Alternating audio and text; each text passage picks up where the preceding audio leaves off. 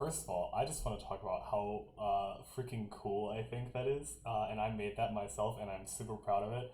Spent way too much time on it for a channel that I've never streamed on before. Um, but anyway, I was really excited about this stuff. Um, so that's I spent like hours making like the little embers floating up and the music and beautiful. I love it so much. It's perfect for this. Um, so yeah, let's get right into it. So the first thing, actually, before we get started, let's see if this is working. Yeah, sick, awesome. I love it. I am going to get into, so today I'm going to be talking about some nice tools for um, DMing in D&D, and I have right here a list of playlists that I stole from Spotify, and I feel like we could do some music today. So we are going to go with, let's see, let's pick an atmospheric one. What is the atmosphere today? Foreboding? No. Or I don't think this stream's gonna be that bad. Um, let's see what the pleasant one's like.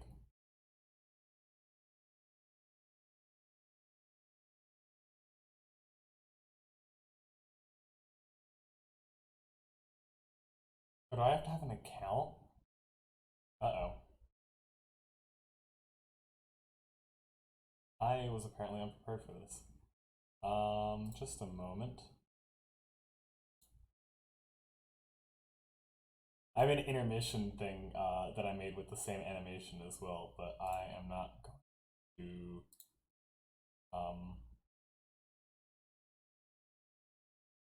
to use that for this. Okay, so I just needed to log in. There we go. Sweet, awesome. There's our music. There's our peaceful atmosphere. Let's get back to this. Awesome. So let's see. So I believe all of these playlists were made by the same person. Let's just check another one just to be sure. This one's sweet. Yeah, here we go. Right here. So Popeye on Spotify has made like all these playlists that I individually linked on this Google Doc that I made for my campaign, and that is the music I use when I DM. So now we have that in the background, which is amazing. I believe, is this being shuffled? Yeah, we want that shuffle. We want to. There we go. Alright, so first thing I'd like to talk about, actually, let's get back to just me. I want to talk about the sort of things that I want to do with this channel, because I just made this, I put a bunch of work into making these fancy graphics and animations and things like that. I guess I'll start with, there is also a Discord server and a currently empty YouTube channel attached to this Twitch channel, which you can find down there. There's links for it all down there. So please, join, especially the Discord server, join that and we can chat and talk. And if you would like to be on the show or anything like that, I'd love to have you on. I'm going to be doing these, for now, just once a week, every week at 7 p.m. on Thursdays, just like this one right here. What I really want to aim for, so the second stream, I guess I should say, that I'd like to have on this channel, I'd like to have some actual players on here, and just have sort of a little one-shot explaining the basics of combat, and some basic rules, and actions, and statistics, and stats, and roles, and things like that. But I'm trying to build this channel on the premise of learning by doing, which I think is really important. So the idea is that, sure, we have I've got mine right here. Let me just get them out of my bag real quick. I've got all kinds of stuff. So we have, your good old player's handbook. We have, they're actually backwards for you, but don't worry about that. I promise they are not misprints, as cool as that would be, actually. And I have the old reliable Dungeon Master's Guide. So the two, although really this one's the more important one, by far, but two sort of rulebooks that are hundreds of pages long that you can read through if you really, really want to. But honestly, that's kind of boring. As interesting as this stuff is, as riveting as I find D&D, I don't play D&D to read the rule books. That's not why I play D&D, and I don't think that's why anyone plays D&D. So what better way than to jump into all of the complexity of it and, you know, just figure that out just by playing. And I imagine some people do try it like that, and it can be difficult at first if you don't know the basics. So what I would like to do is to design a series of one-shots that are designed specifically with the idea in mind of introducing new rules one at a time, starting with the basics and increasing in complexity. So like I said before, my next stream I would like to have some of the most basic rules of combat. Actually, what I'm planning on doing for this stream is starting to design that one shot. So I would really, I have some cool ideas that I would like to flesh out, and I am going to do it today to sort of go over the basics in how I prepare for a campaign or for a one shot or any kind of session for that matter. So that's what we are going to be doing today. In the future, I have a lot of other cool plans. I have some fun stuff. Now, while this is designed with the intention of teaching people how to play and introducing them to new rules and concepts and tools and such and such, I still want to have, you know, riveting stories, entertaining plot lines, ideas, and things like that. Because honestly, what's D&D without a bit of pizzazz, without a little sparkle to it, you know? If it's not fun, you know, if I'm teaching people how to play D&D and they're not enjoying it, if it's not fun, if it's just boring dice rolls and math and simple addition and things like that, that's not really play D&D. Oh, hello Max, thanks for the follow. Welcome. Let's see, so where was I? Yeah, so pizzazz, as I was saying. You gotta have some really cool stuff in the story, and so there will be, I guess, today, since I'm going to be writing next week's session, when I actually have some players on, some guests on, there will be some major spoilers for that today, but I still think it'll be really cool. And of course, I'll be watching chat and all that good stuff, taking suggestions. By no means am I an expert in D&D. I have ran 3 campaigns, all the same campaign, a homebrew that I have written and I write as we go. So sort of like that open world, molded by players' actions sort of thing. And actually, if you look around and you see this map around the border in my background, that is actually the map for my homebrew world, which I really enjoyed making, and I will show off some of that stuff today as I'm going through tools and such, because it's a really cool map maker, and I just really enjoy fleshing out this world that I've created, and it's one of the things that I enjoy most out of being a DM. So if you are an aspiring dungeon master, or are just looking to, as a player, looking to get some insight into the world of someone who's crazy enough to only use the rulebook and not a pre-written module or anything like that, and do everything from scratch, then you can see kind of the intense amount of work that goes into it. And let's see. Coming to Fartamir? Who is Fartamir? I have no idea what you're talking about, Max. The not god in the river? What? The not god. Are you talking, was that the little water dinosaur thingy? Is that what you're talking about? Did you guys call him Fartamir? I honestly don't remember.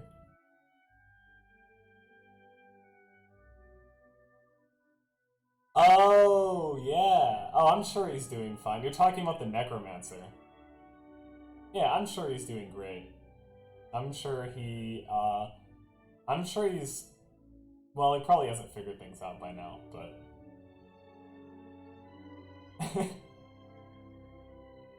Anyway, so I am actually, since I already mentioned the map, glad to hear it. Yeah, you worry about him.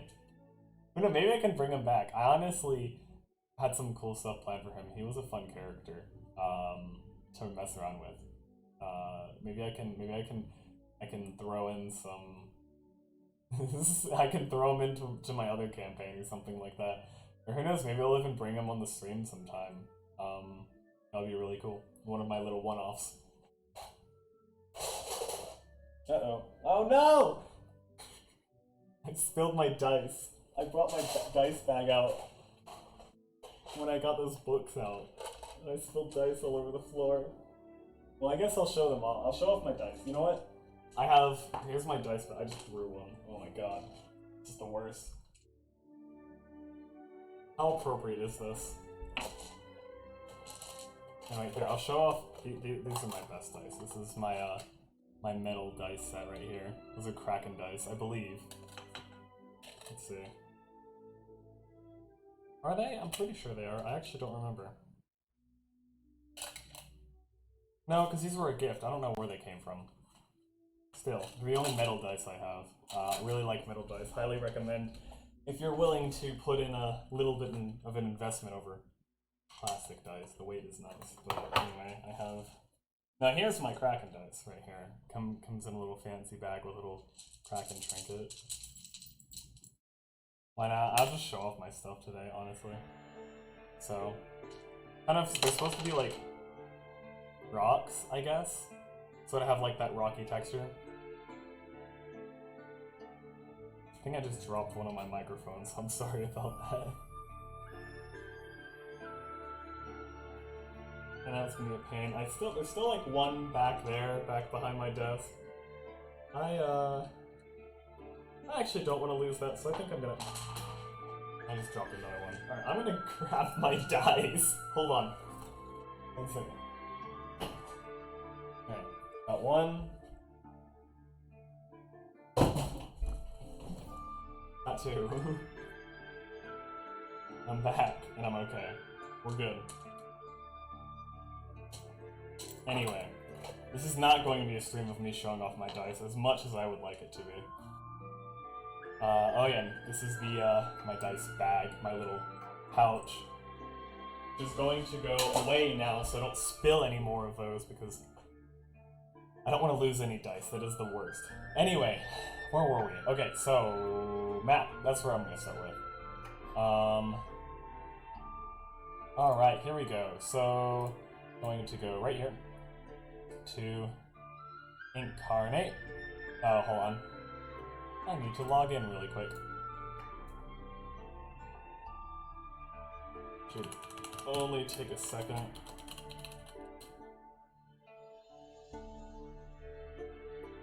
Alright, there we go. There it is.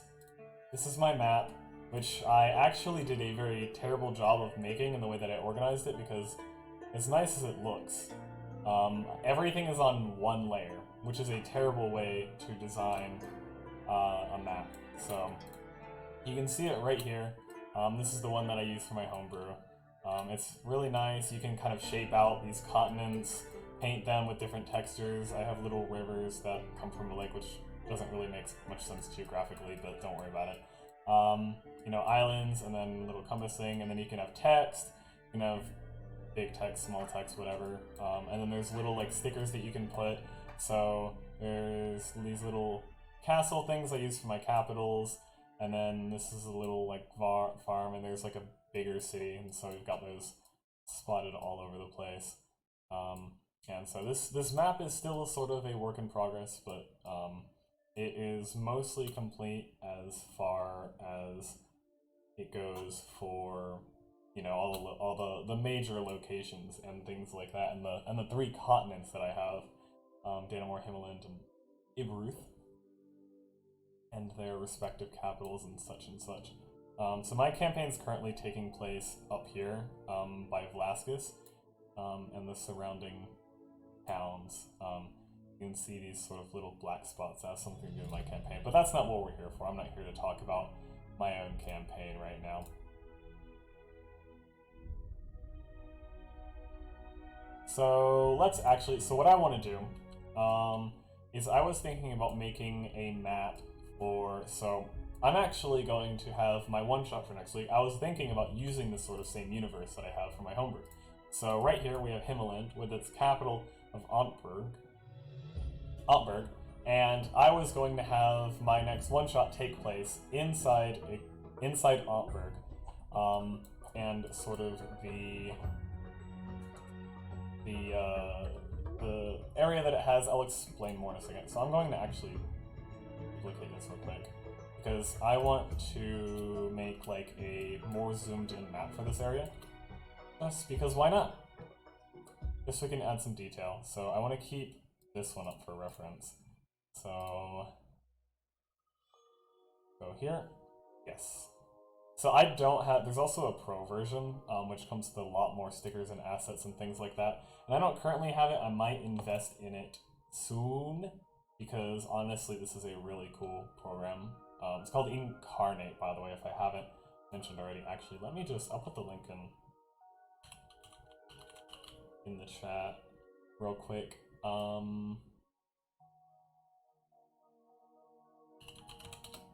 That's it.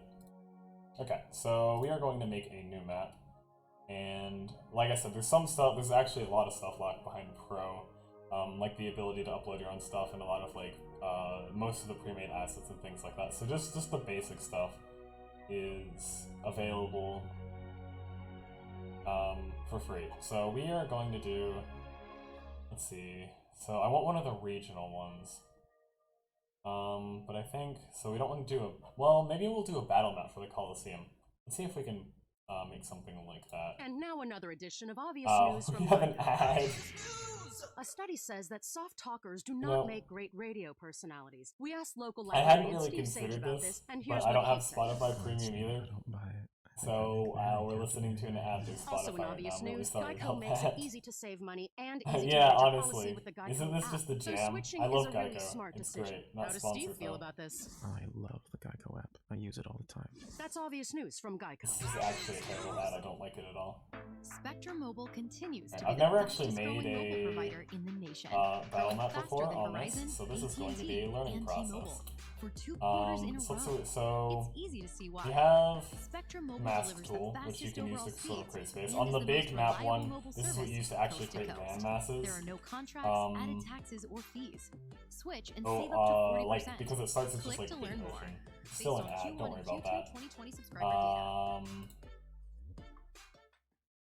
Oh, you can do that as well. That's nice. This is you waiting for dinner. Another ad. How many ads are going to play today? It's a 2-hour wait for a table. Ooh, actually, This since is this is you a battle map, waiting for I didn't dinner on a use real a grid vacation. for. That's interesting. Okay. Go on a I didn't real use a vacation. grid Go for RV. the Take the wheel at your world nearest map RV dealer that I had, or at but GoRV.com. I think it would actually be a good idea to have the grid for the battle map, because that can show off all the area for movement and things like that in case I actually want to use this map for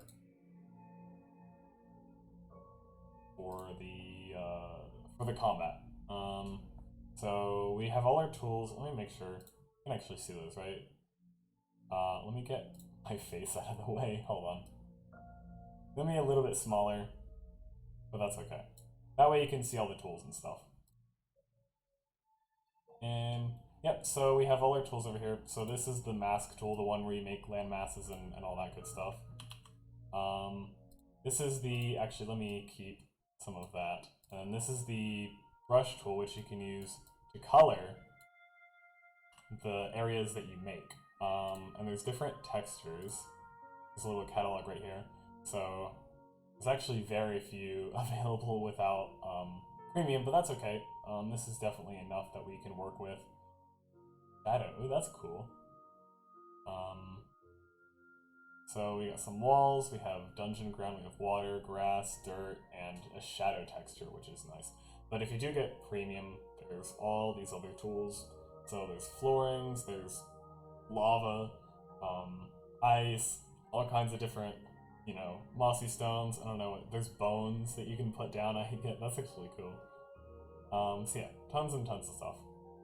And then of course you can always create your own textures and upload them as well. It looks like, let's see. Nope, that's Pro. Okay. Yeah, I don't think I can use the other packs. No, I can't. Okay. But yeah, if you have Pro, you can add custom textures right here at the upload. But we'll start with some dirt, and looks like you can actually paint. No, you can't paint outside. Okay, so actually what I'm going to go ahead and do is we're just going to fill in the whole area.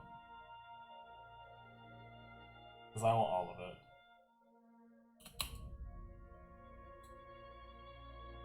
There we go. And then we're actually going to start over with the textures. So probably won't have much grass inside a Coliseum, but that's what we'll start with since that was the default. But I want to check out the stamps that we have here. So let's see what we have in terms of stamps. So chest, skeleton, torches, spike traps, barrels, chimneys, cliffs. So probably want some walls. Composite. Okay, so there's a little stone building, a fireplace. That's nice. Okay, so let's have some stairs.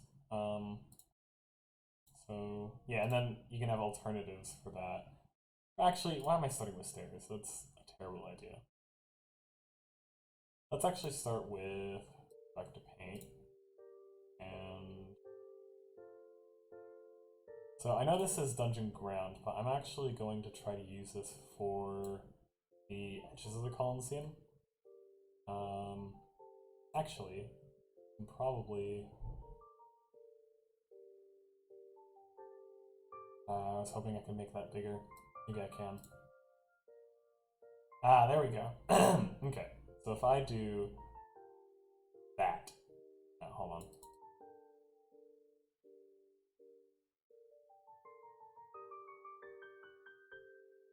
Oh, I actually like how that turned out. I was not expecting that. And then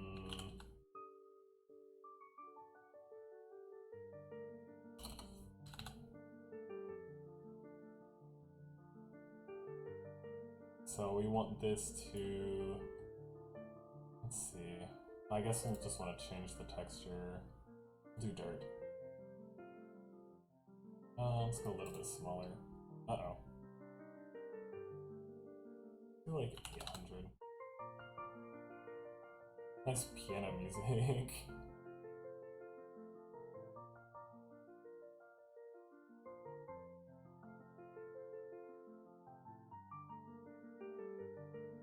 It's an interesting effect, just from, because I'm trying to paint, but I don't want to actually move it, because I'm trying to create this perfect circle shape, just by having a very large cursor.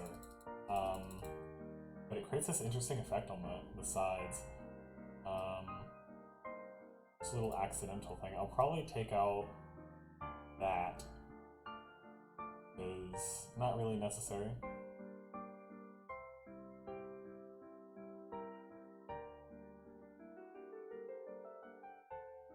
But now we have a start. We have a basic circle to start for next week's arena. So, there's a nice, just perfect circle around sort of a pit of dirt. And let's see, actually, I wonder, I'm not much of an artist normally, but we do have this shadow texture. That's a lot darker than I was expecting. And maybe it'll turn out fine anyway. So if we just kind of do like...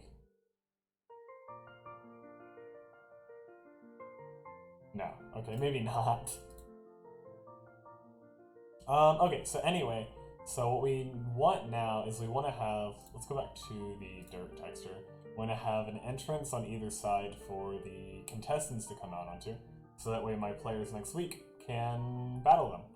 So, since it kind of cuts off at the top and bottom here, I will do them a little bit off-center. So we will do one right here, and have that just kind of tunnel through the wall and kind of come out a little bit into the grass. And we will do one on the other side, straight across from it, about the same size.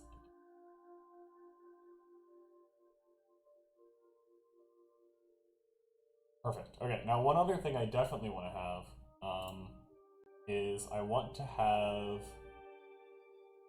let's see, I want to have an audience, right? I want to have people in the audience that are watching the fight, because what is the point of a coliseum if it's just a wall around a, you know, pit of dirt for people to fight in? There's got to be people, there's got to be somewhere for people to sit and watch up above where they can safely watch the fight and be entertained and such like that, you know?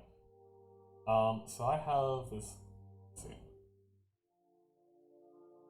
It's me, the audience. Oh, you want to be in the, I don't think, there's no stickers for people, unfortunately. I really, well, maybe there is in premium.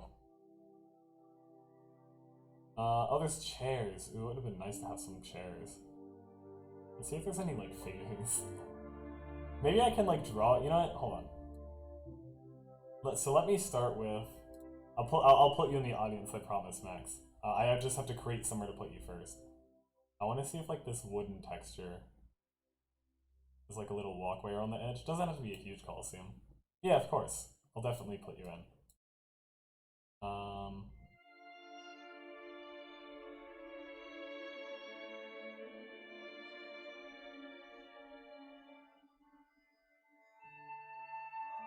So yeah, I'm just gonna go all the way around with this.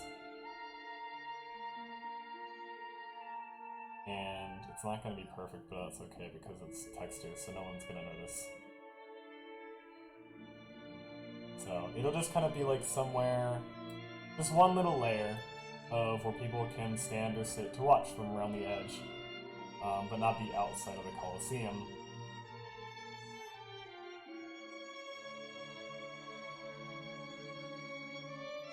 And they can enter from, let me fix that. Just enter from right here, the same places where the contestants come in and out. Perfect. Okay, so we have this shadow thing, which actually turned out to be a lot darker than I thought. So what I can do is I can make it really small, and then we can come over here to the audience. And opacity, okay, good. So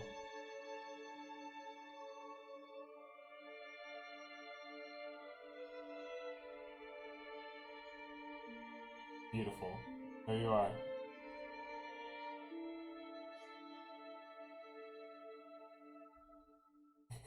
It's you, Max. In the audience. Beautiful. You know what? Let's give you, hold on. I can't believe it. Hold on. I know how much you love hats. I know you're a big fan of bowler hats. I know that's, you know, what you're all about. So I wanted to put that in for you. And here, actually, I don't have much of an opportunity to in the future. So we can, I'm doing this wrong, but I can use text, and I can give you a little nameplate. I don't know why I keep hitting the C key, and I'm gonna make that a bit smaller.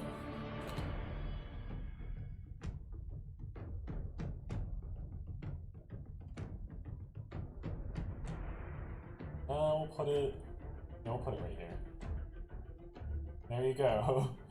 It's you. You are now immortalized in this map.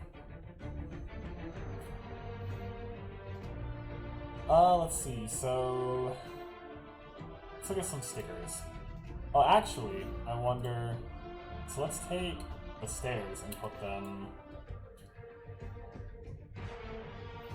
here, just to kind of give these little pathways some elevation.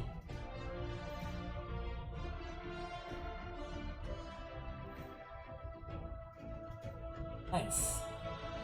So I'm actually going to, oh yeah, and here's, so We have layers here, and I'm... It is you! It is you! It's you!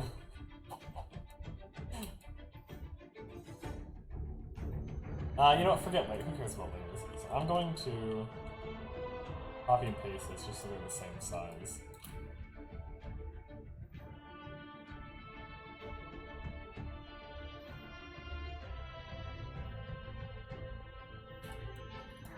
Alright, we just need 2 more.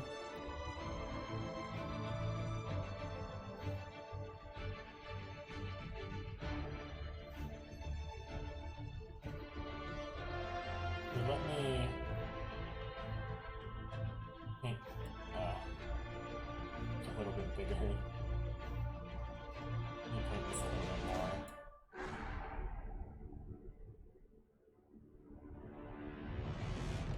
There we are. Hello, welcome. So, did you know Geico's now offering an extra we're listening to another Geico ad, I guess is what we're policies? doing. That's 15% on top of what Geico could already Perfect save. timing. So what are you waiting for? Your teenager to help around the house? Okay, Mom, I emptied the dishwasher, This is just vacuumed the great. basement, This is and fantastic. folded the This is sheets out exactly of the dryer. what I What? aspired and for. next, I'm gonna clean Mitten's litter box. Are we in some kind of prank show or something? Anyway, That's a camera, besides the isn't ad, it? which There's I'm never actually, been a better... let's just mute that real quick.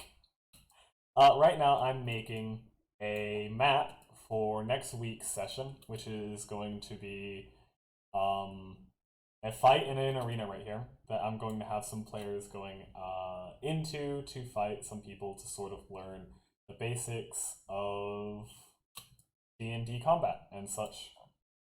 So right now, since I don't have any guests on the show, I'm just here going over some basics of making and preparing for a session from a DM's perspective, and actually preparing for next week's session at the same time, so you kind of get some insight into what next week will be like.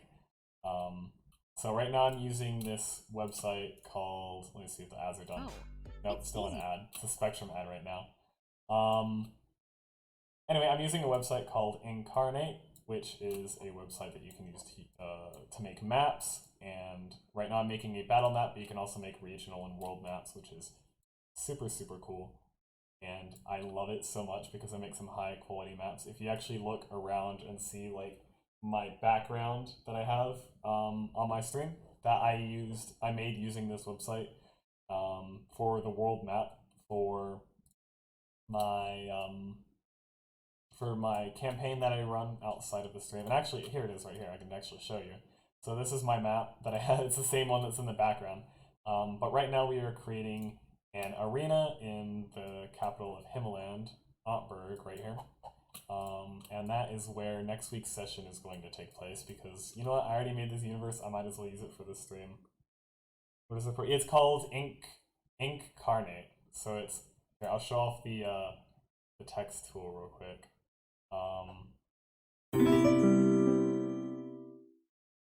Oh, thank you for the follow, Riku. So right here, if I can actually, so it's spelled Incarnate, like this. This is what I use. Oh, this is what I use to make my maps, and that's what I'm using right now. So I keep accidentally. What is this?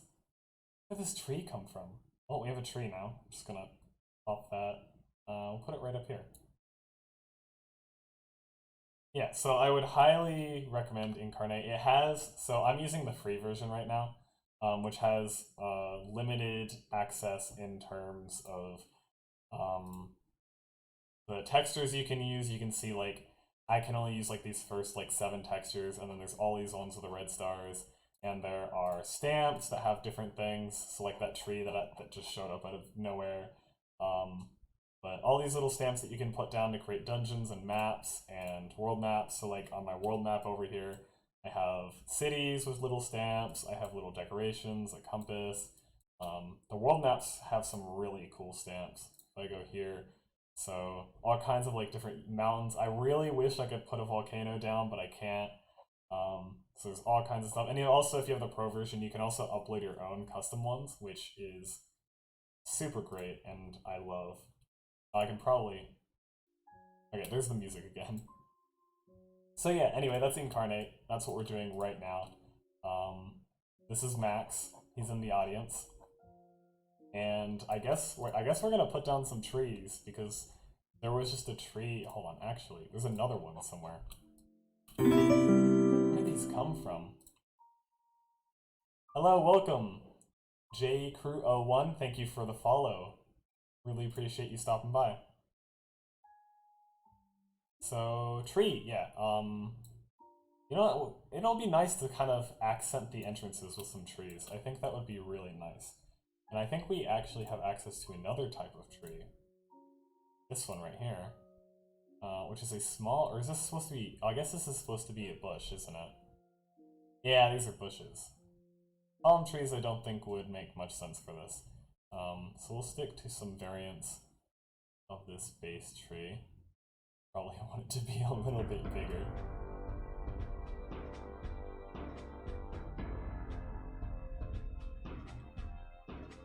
You can pretend they are trees. Yeah, aren't trees... What is the difference between a tree and a bush, besides size, you know? No one's gonna know it's a bush, from top down. No one's gonna know. It'll be our secret. That is a huge tree. Ooh, this one's cool, I like that. You can see like the branches and stuff through it. Let's actually... I don't need that many trees. This is a coliseum, the focus isn't outside, but I'm gonna use this one instead. I like that. Alright, so... And you know what, just because we have access to them... let's see, I have... These barrels really should be... top down. I guess it's laying on its side. Put some crates in. I'll just have them, like, on the edge right here. Nope, not that.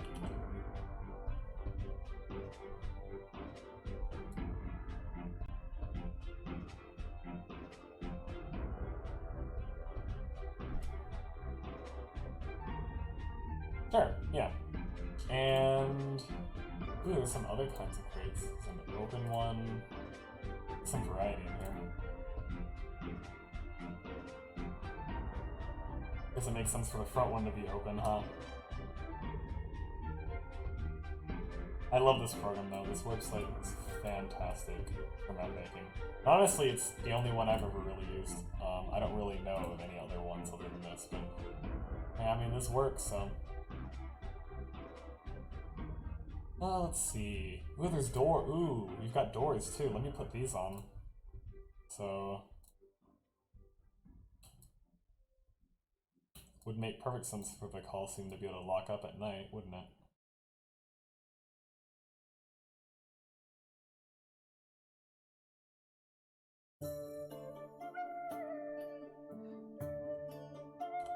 Beautiful.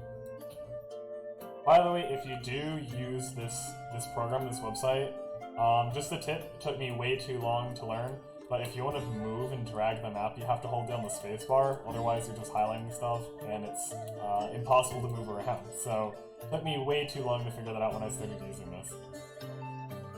That looks nice. I really like that. I really like that.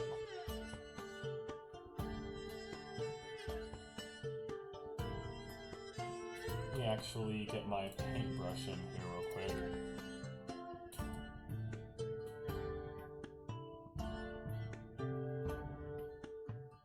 There we are.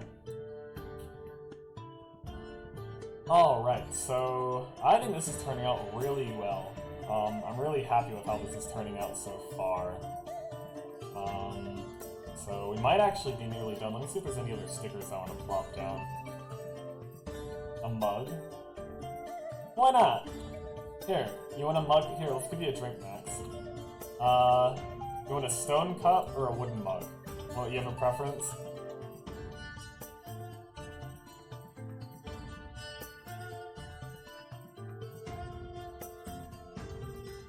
There you go.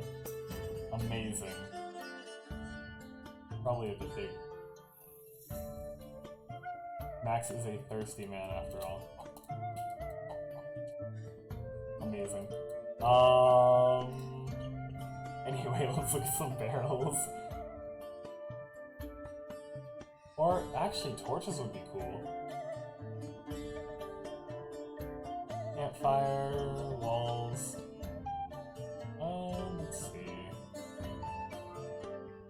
Could also have like some internal walls inside the Coliseum, but I think it's better for it just to be open. Maybe some stuff on the side, but see how the torches look. They're not very vertical. Maybe this would be better? Yeah, I kind of like that.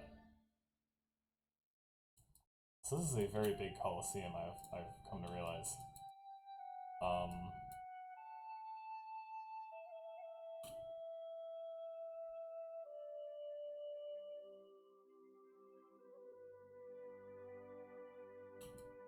Nice.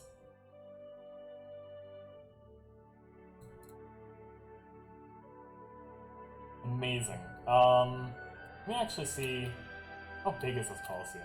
1, 2, 3, 4, 5, 6, 7, 8, 9, 10, 11, 12, 13, 14, 15, 16, 17, 18, 19, 20, 21, 22, 23, 24, times 5 is 120?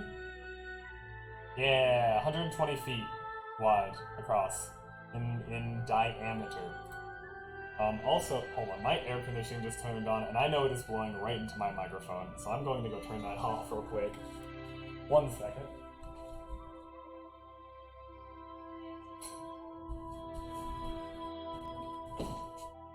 And we're back. I think we're about done with this Coliseum. I mean, pretty basic, a pretty simple thing to do, so I might make... well, we're not even an hour in, so I might make a regional map for Antberg as well, and sort of explain, because the idea is this is more than just a Coliseum, this is more than just a place where people go to fight for entertainment. The idea that I have for Antberg is I want Antberg to have a sort of twisted sense of justice, where they take criminals, there's no due process, nothing like that. They just get thrown into the Coliseum, and if they manage to win and make it out, then they are free to go. But otherwise, you know, that's just the end of it for them, whether they're actually guilty or not. And actually, probably should have been saving this. How do you spell Antberg? Okay, I almost had it. Antberg. Didn't even spell it right. Antberg Arena. I'm not even gonna try to spell Coliseum.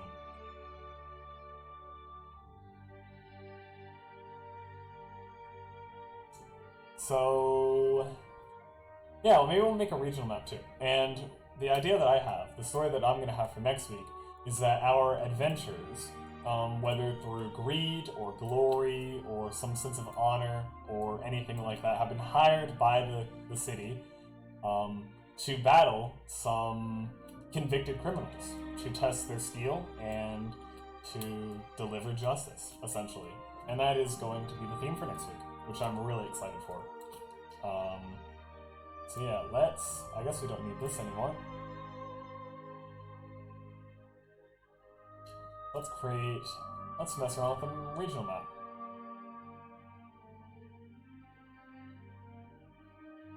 Oh, there's different styles. I completely forgot about this.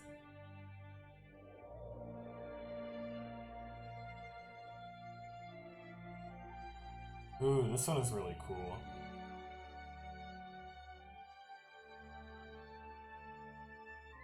They're all very nice. Let's see.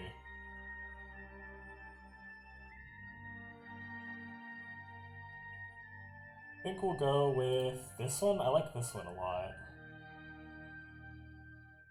I know, isn't it? I love this so much. We haven't even gotten to the actual D&D stuff yet. I can just talk about maps all day, for hours. Anyway. Let's make another one. We have our Coliseum, and now we have... So this is going to be... Okay, so this is sort of like the world maps, where you start with ocean, and you have this mask tool over here that you use to create land. And there's different styles for it, so if you look at the top right here, there's the edgy, which sort of creates, as you draw, it'll create, you know, kind of random texture to it. And then we have, if you want to be more like precise or design it yourself, then there's circle, which just draws like a marker.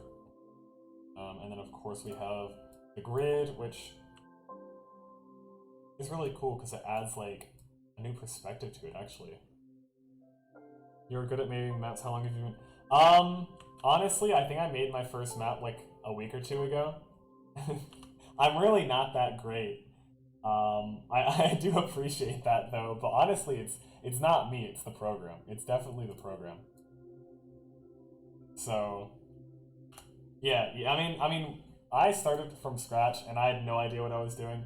And I just kind of jumped in and figured out the things as I went. Like I said, at first I didn't even know how to drag.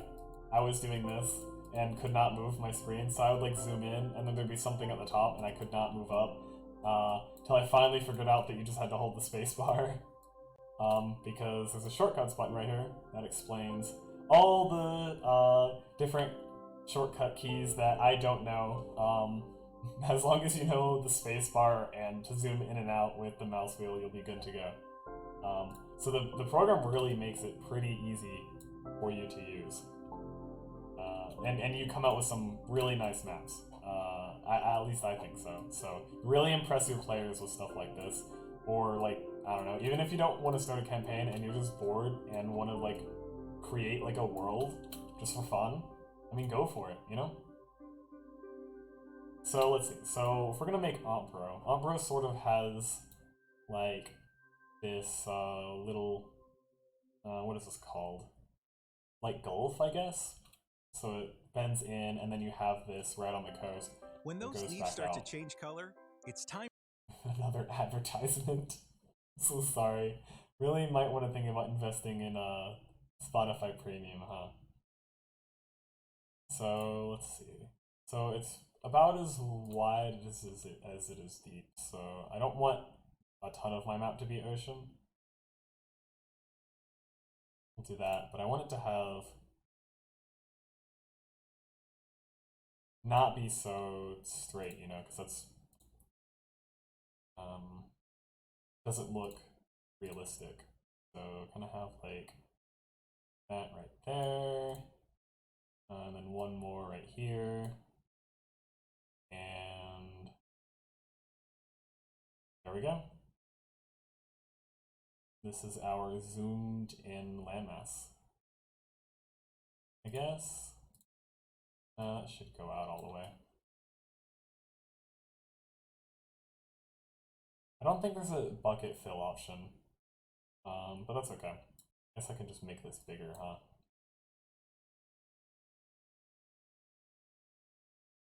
Alright, and then, so Himalayan sort of has like this savanna type like brown grass. So let's see if they have a... Okay, cool. So these are the same textures as they have for the world maps.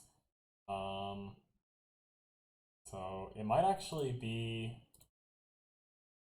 Is that the same? I don't know, that looks like it's grassier, but this might actually be... Okay, back to music. Awesome. This might actually be the same texture, maybe? And brown... Or is it this?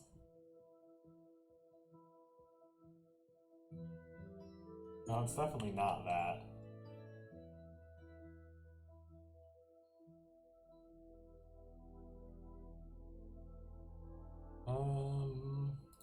This is... yeah. I mean, I think that's the closest one there is. Let me see...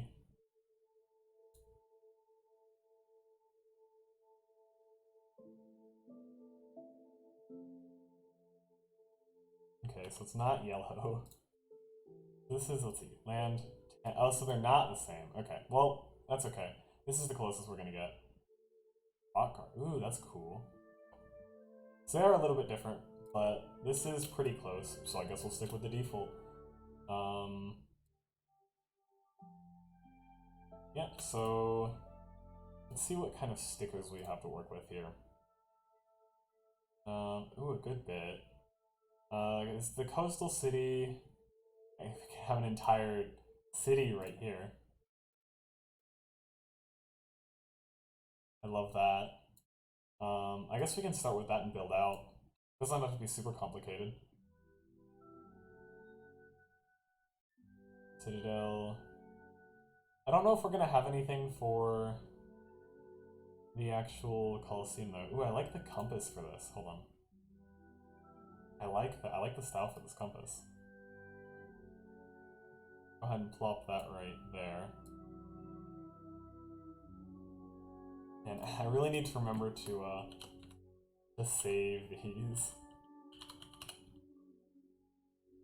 I don't know if there's an autosave feature. It might be a pro, like a premium feature for that in particular. But definitely we've got this way is north. I'll go ahead and drop.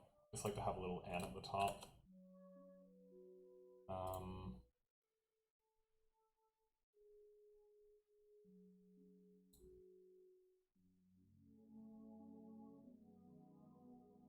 I'm gonna get a color to match this. Compass.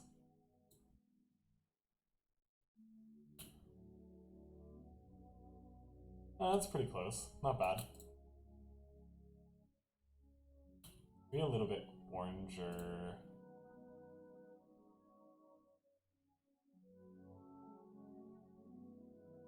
And then let's make it a bit bigger. Definitely want to keep the outline. Add a shadow to it. Yeah, there's some cool features for this. Actually, well, I'll keep working on this map for now, but I might move on to something else pretty soon, just because I don't want to spend this whole stream making maps. It's not what I came here to do. So this is a bit big.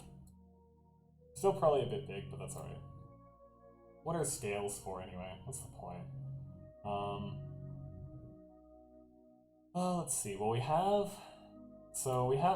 these ruins, which are not really circular, but it's the most circular thing we have besides the actual city. So we might use that for our arena. Gotta have an octopus. That's a given. You can't not have an octopus. If someone offers you an octopus, who are you to say no? So we'll put this actually right on the edge. And actually, I just realized. So I think we're good for this. I want to go back to the one we just made. I realized that this is not the same colored grass.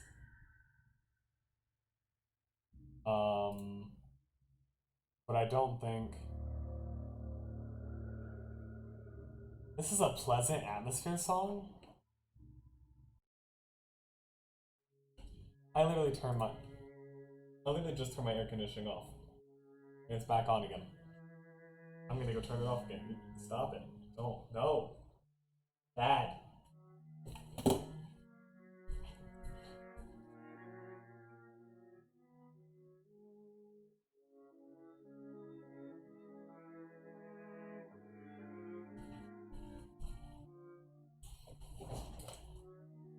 Alright, let's try that on for size.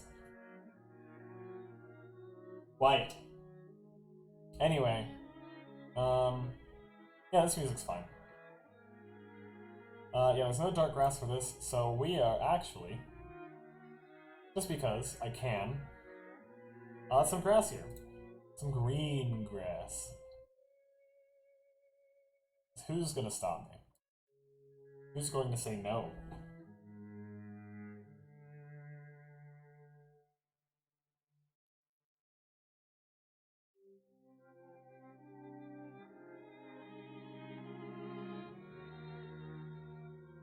And there we are. So we have... So we'll just kind of do like... I don't know if this makes any sense at all, to have this little green grass biome right here. And it's awfully small. I might actually make it bigger.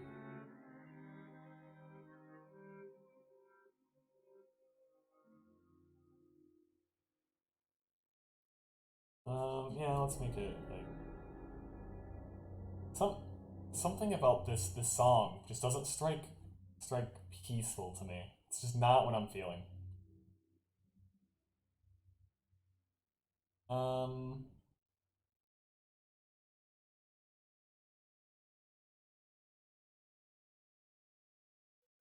I think that's good. Then we gotta have our trees, so we know we have some trees.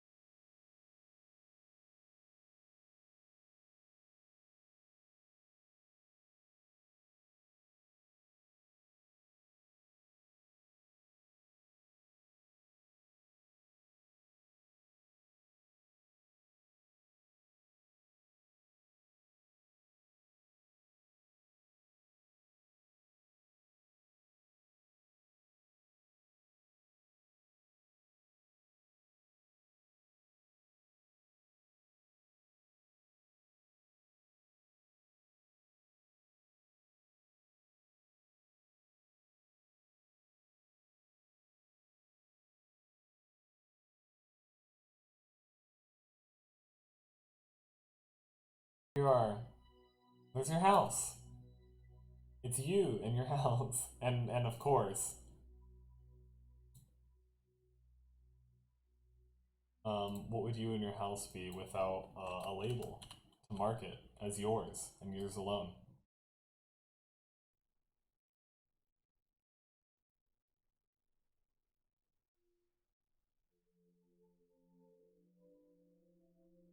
There we have it.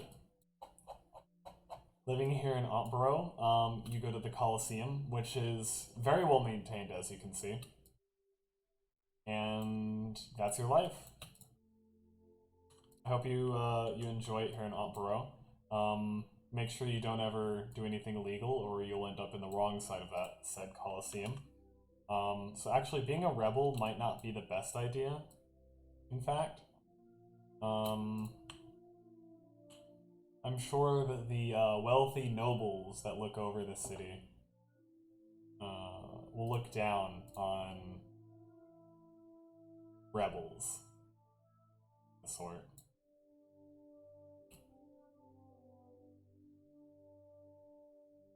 I don't actually know if it's going to be wealthy nobles that are going to rule over, but maybe. That doesn't sound like a bad idea. Let's see, where are we going? I need to go back to my world map.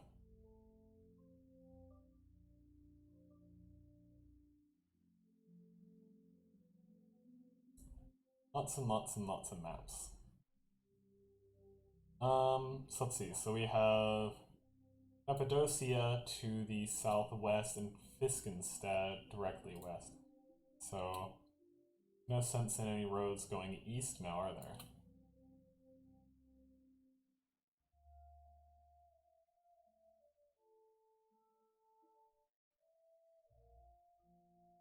There we go. It's a road. There is actually a path tool that is a pro tool that I can't use because I'm not a pro. I am not.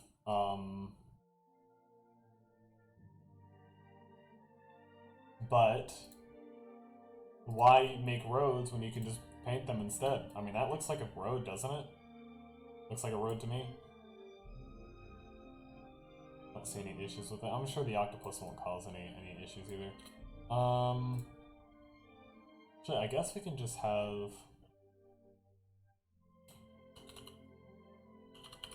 Ontbug.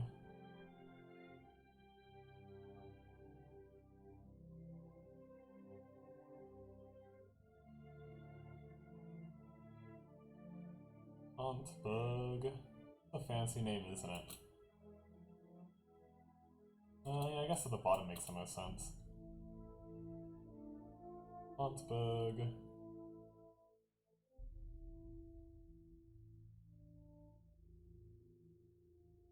Put it right there. That looks nice. Cool, I'll have to show these off to my players once I'm done with the stream. I really like how these maps are turning out. Of course, we have. Did you know Geico's now offering an extra 15%? Shh, there's no such thing as ads. There's no such thing. There's no such thing as ads.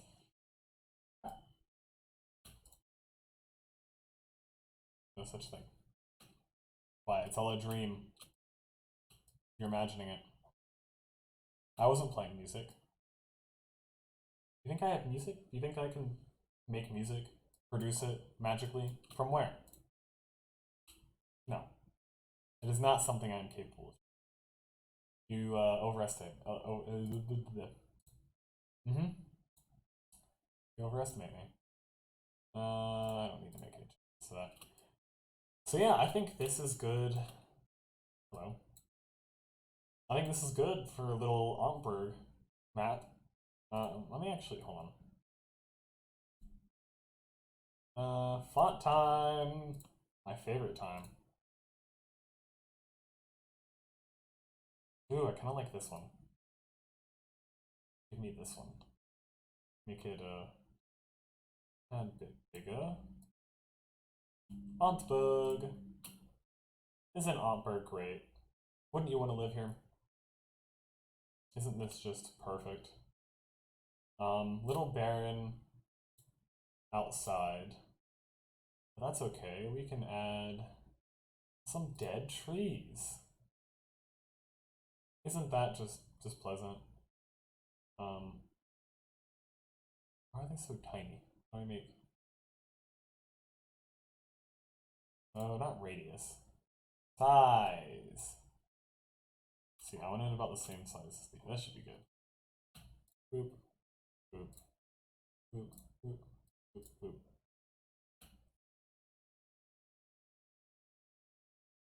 Beautiful. Even just a few things kind of give it a bit more life. I don't know, maybe, you know, this isn't like a wasteland. Maybe dead trees isn't the right way to go. Because we have another type of tree. We do pine trees. Or just regular tree. No, let's just do regular trees. Why not? There's no saying there couldn't be trees out here. After all, I get to decide that, don't I? Music back.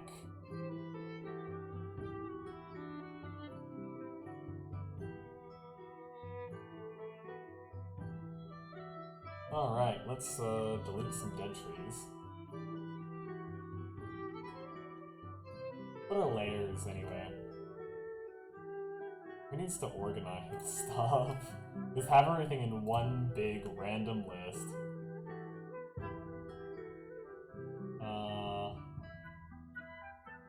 Dead tree. I think that's all of them. Oh, I see you. Sick. Awesome.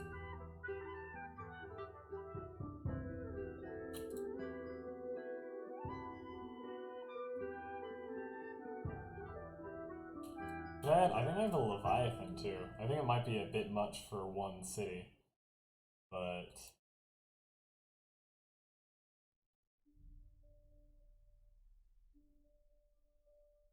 who's to say? Who's to say? Maybe it's a land Leviathan. Nah. Bit much. I think the octopus will be enough. Raw, you can't say no to the octopus. You cannot say no to the octopus. That is my mantra right there. I don't like that these two trees. I'm being nitpicky now. Real nitpicky. Don't give me the same tree. I just want a different tree. That one. Alright. Then we'll save. I'm going to take a drink of water.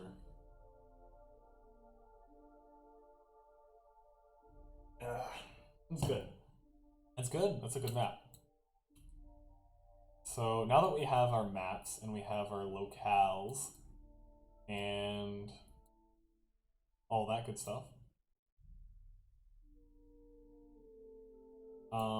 let's move on to actually deciding what we are going to do next week. So close that. So actually, you know what, let's mess around with it.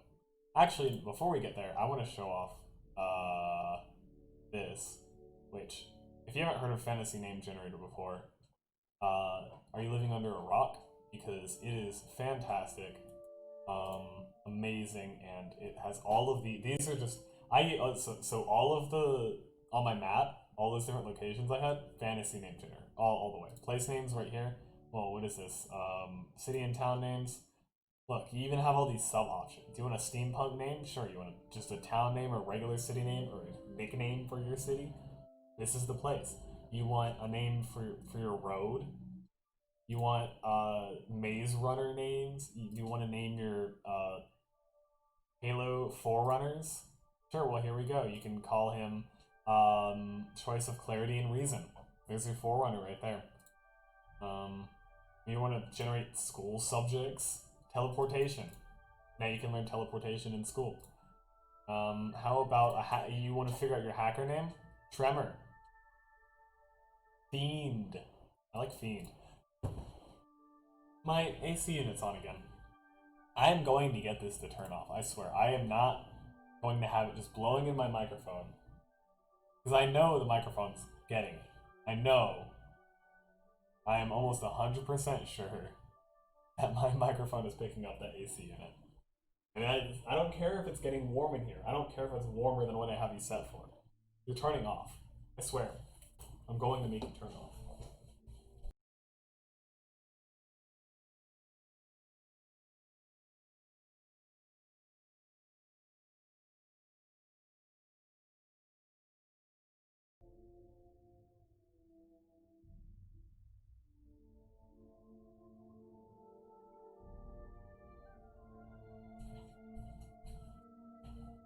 It says you're off, and that yet you are not off. So can you explain that to me? Are you turning off? You gonna stop blowing air in my face? I had my desk right here, sit up next to my window, and I thought that would have been a great idea. So I can look out whenever I want. But of course the AC unit is right under the window.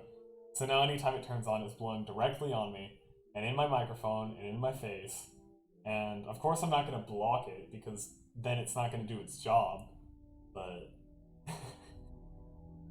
oh man, it's honestly my mistake for putting my desk right next to the AC unit. It's literally right here, like, right next to me. I can reach it from here. It's, yeah.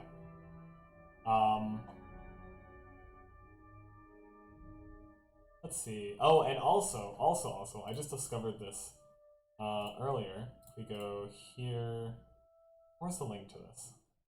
Ah, yeah. So there's all these other resources down here. So everything, play World of Warcraft, and all other kinds of games. And then there is a Dungeons and Dragons page right here, which you can go to, and you look right here. Then there is a website called Roll for Fantasy, which is made by the same person, and you can, where is it?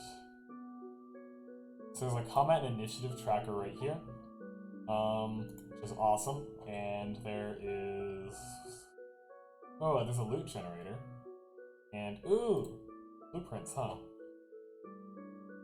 So, some simple blueprint stuff. Anyway, what I'm looking for is, hey, you can make dungeon maps in here as well. I knew there were other ones online. Find them all over the place. But what I really want, the dice. Yes. So, there's different colors and different types of dice, and you can add modifiers and all different kinds of stuff.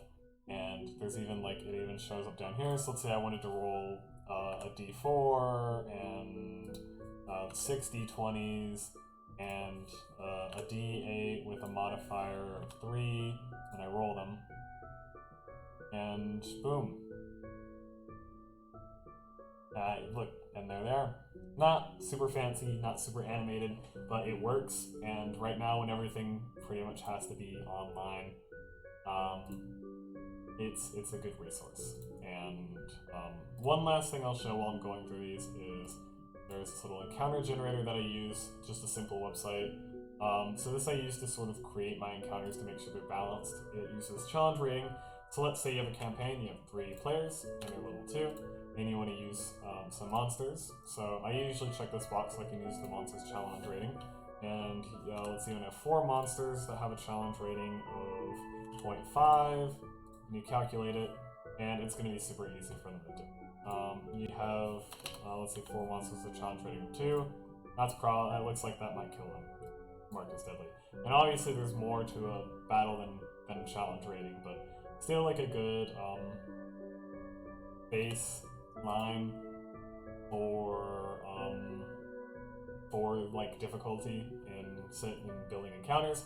And also it will tell you how much XP they're worth and how much XP each character will get because it's split up between them. You can add a row. Let's say that you have with them 1 NPC that's level 4, and it's still, gonna kill them, but that's okay.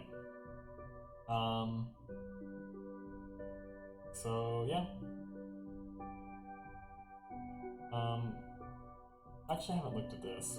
So, there's some tips on here as well. So, yeah. Anyway, whenever you're DMing, you kind of gotta learn your party anyway, and sort of figure out what they're, basically like, is this party gonna be a group that is designing their characters, playing it like a game where they're designing their characters around the stats and trying to have like a powerful character that's good at combat and roles and things like that, or are they more role-playing and being realistic and worrying less about building the best they can and just having fun and things like that?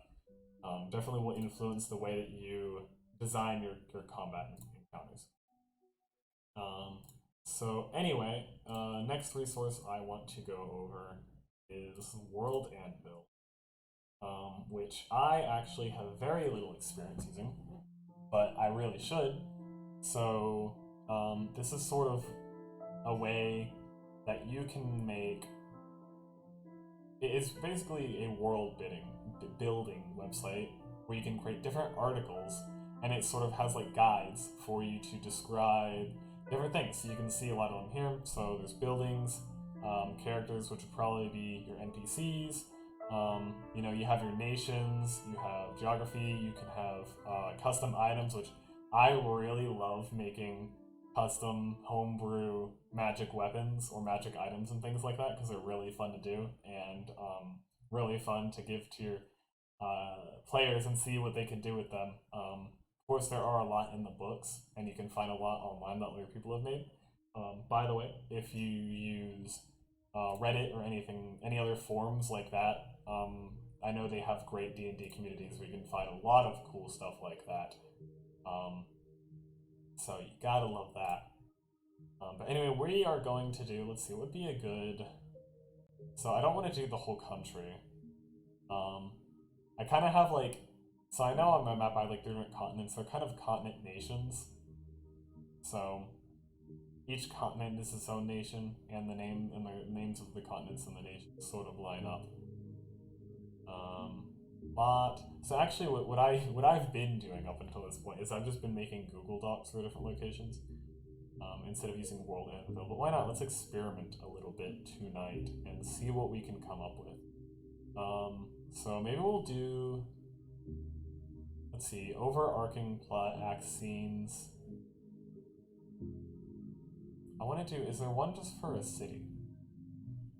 Or location, military unit? Interesting. Okay, that could be interesting. Let's see. I'm gonna be exploring this a little bit. Create a new campaign, don't I already? I have a world, not a campaign. Okay, you know, we'll go with...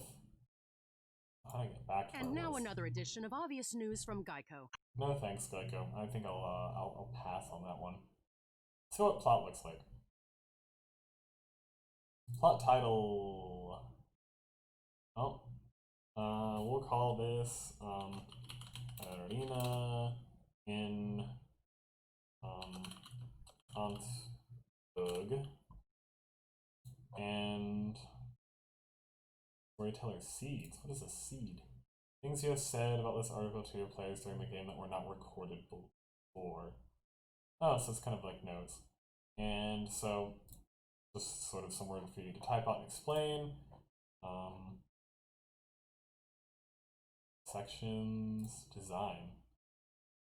Ooh, okay, yeah. So basically, whenever you're using World Anvil and you're writing out your campaign, these are sort of like little articles that'll show up on your dashboard, I believe.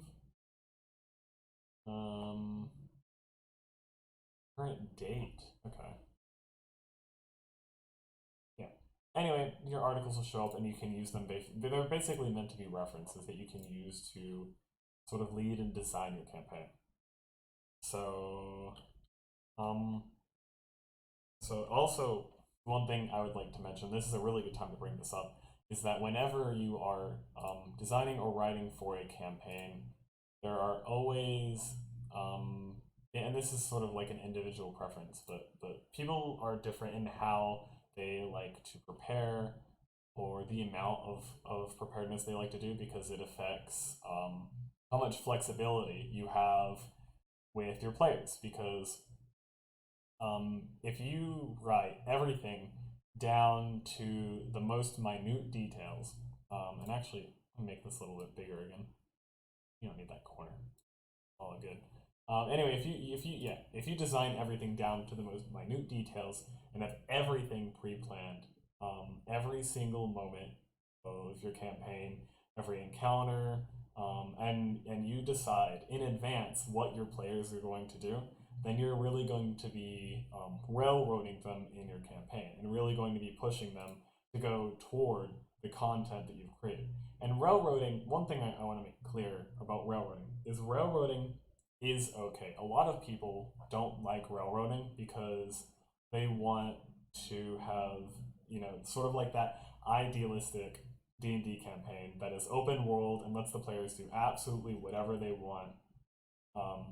And the problem is that is, for one, a very idealistic idea, a very idealistic point of view, and two, it's very, very hard to give your players completely unlimited freedom. Because if you let them do literally anything they want, and you don't actually provide them any incentive or any direction in what they can do, then you're not going to be able to prepare at all for what the session is going to look like.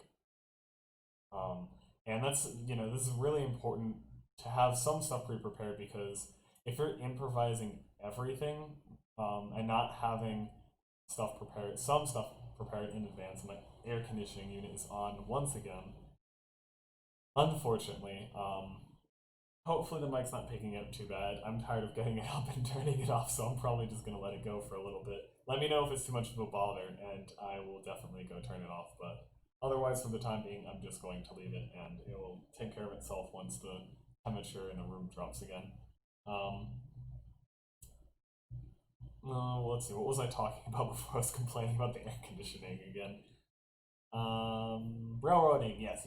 So, what I see as an ideal campaign, one that's more realistic and one more in reality, is the idea that you're railroading your players, but you're not doing it too much. So you don't over-prepare, you don't under-prepare. You kind of want to find that middle ground, and it's something you have to find for yourself, something you're comfortable with. But the idea, the goal that you want to hit for your end result is that you want to have a campaign where your players think they're making decisions on their own, where they believe, and I mean, in reality they are. They're deciding what they want to do with their characters, where they want to go, how they handle different situations and things like that. But you kind of have set up little nudges, little pushes, or or sometimes barriers or things like that, in order to nudge them or push them or force them in a certain direction. So that way the campaign can go toward, and the players can go toward the content that you have prepared. Actually, while I'm talking about this stuff, I might as well bring myself all the way up.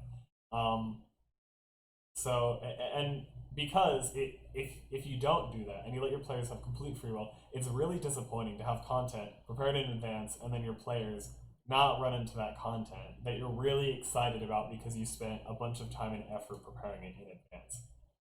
So, and it's difficult to do. So I mentioned some strategies. So obviously incentives are a thing.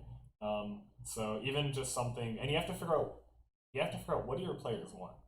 Are they looking for their characters? And players are meant to be an extension of their characters because they're role playing as those characters. So what do the characters want? What do the players want for their characters? Do they want them to get a bunch of money so they can become, really wealthy and buy all of the best equipment and become really strong?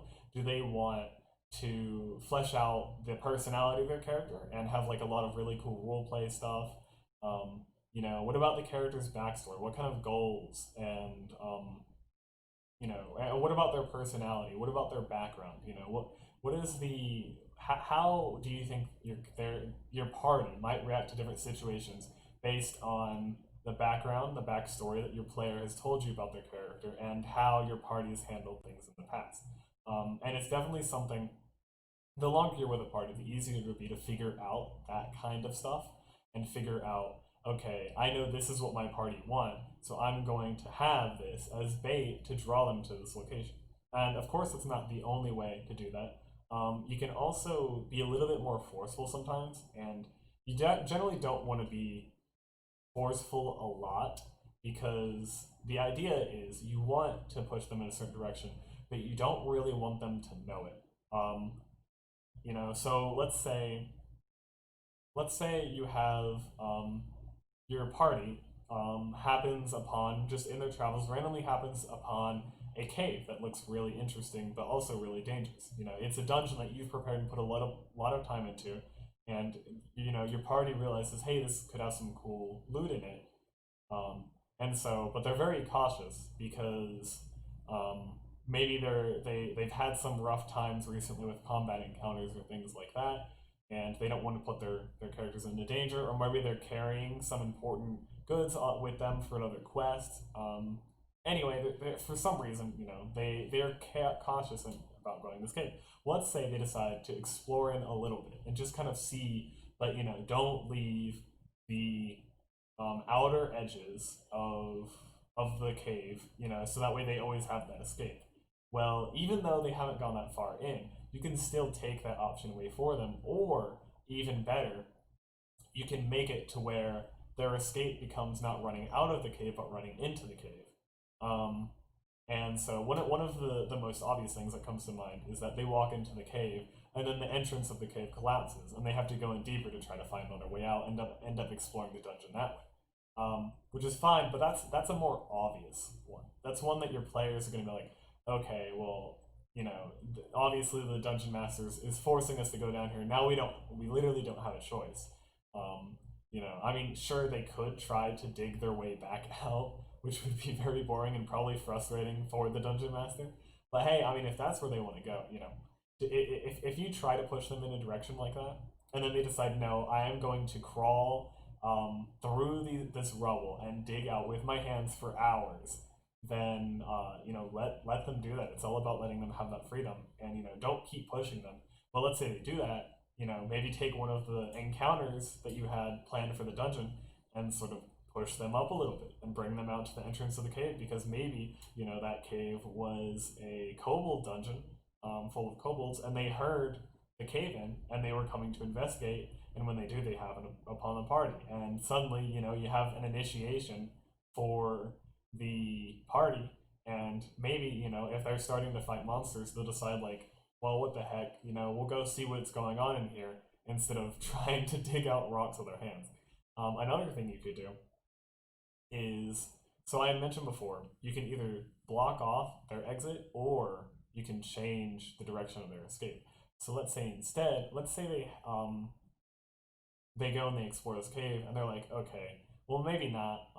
As cool as this cave might be, maybe we'll come back to it another time. But you as a dungeon master have all this prepared, so you want to get them in there now. So instead, you have, let's just say, a wandering ogre just wandering through the woods, and happens just to discover this cave right after your party does. And they're right outside the cave, and the party walks out, and suddenly there's this giant ogre blocking their way. But they are in no position to fight. If they're worried about an encounter and they come across an ogre, which is not an easy monster to take down for low level players, then they're gonna freak out. They might try to get past it, but then they might end up taking some hits and risk going down if they have some squishier players. So then they might decide like, hey, let's run inside. Maybe the ogre is too big to fit in the cave, and now you force your players inside to the cave to explore the dungeon. They don't have much of a choice in that. They could also, decide to fight the ogre. And honestly, even though it's something simple, even if you spent like hours planning out this dungeon, and then it just comes down to a battle with an ogre, if that's what your players want to do, then what can you do about it? Maybe they'll come back to it another time, but sometimes it's just something you have to deal with. And you want to make sure not to invest yourself too much into that one single thing, so that way if your party does decide they don't want to go into that cave and explore that dungeon, then you'll be okay. Part of designing a world and designing a campaign as a dungeon master, especially if you're doing homebrews, is recognizing that your players are not going to see every single little bit of content that you've created in advance. So if they go into a dungeon, they don't find that secret room you were really hoping they would find, just let it go. It's a secret room. It might have had something special in it, but if your party didn't meet the requirements to discover it, then that's just unfortunate. Or maybe you give them a little bit of a nudge, you give them a little bit of a hint, but you don't just say like, hey, there might be a secret around here or something like that. You don't want to be obvious about it, but maybe one of your players was a perception check and they notice like, hey, there's some scratch marks next to this wardrobe. It looks like it's been moved recently. It could be a door behind it or something like that.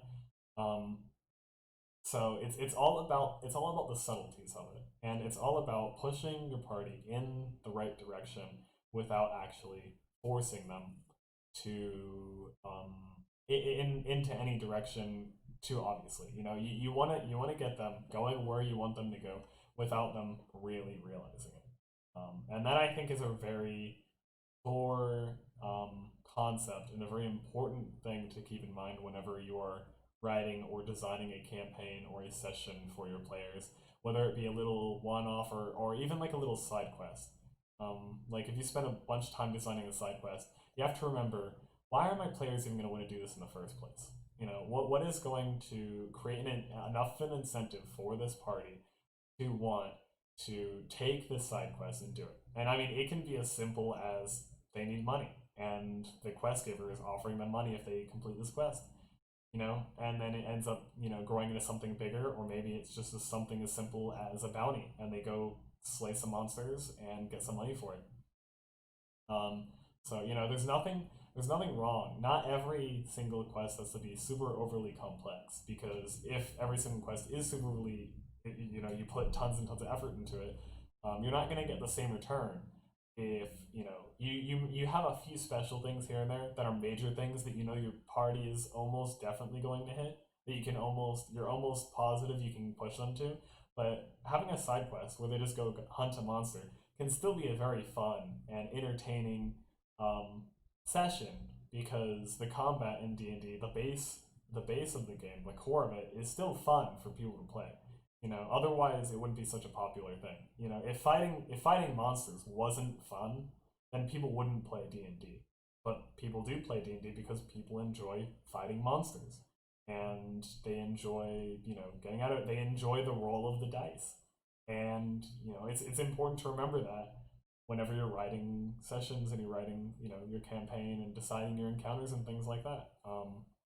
So as fun as it is, and it's, I mean, I'm as guilty of it as any other homebrewing DM, but as fun as it is to create your own special, unique stuff, sometimes you just kind of have to let that go and keep it simple, because sometimes simple works out really well. And even something like even if you don't have, like, if you're a little underprepared and you just roll for a random encounter, who knows what that can turn into? The dice do some really cool stuff sometimes. So really don't underestimate yourself when it comes to designing things. You know, not everything has to be a super special, unique thing. And you know, if you do end up creating everything as a special, unique thing, then you're really going to end up frustrating yourself with, you know, putting so much effort into every single thing and not getting enough of a return out of your players, even if they're enjoying it. I promise that they'll still be enjoying it otherwise. So yeah. Let's see. I also want to. Actually, I guess we can get back into World Anvil and back into preparing for next week, because there are still a few more things that I want to do and want to talk about, and I guess I can apply some of the stuff that I've been talking about for who knows how long, and actually show you how I prepare for a session. So we are going to go back to World Anvil, which we have right here, and I think this is probably pretty small in the stream, so I want to see if I can make the text bigger.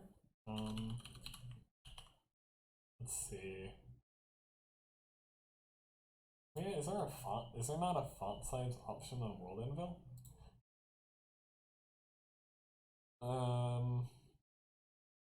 I guess there's not.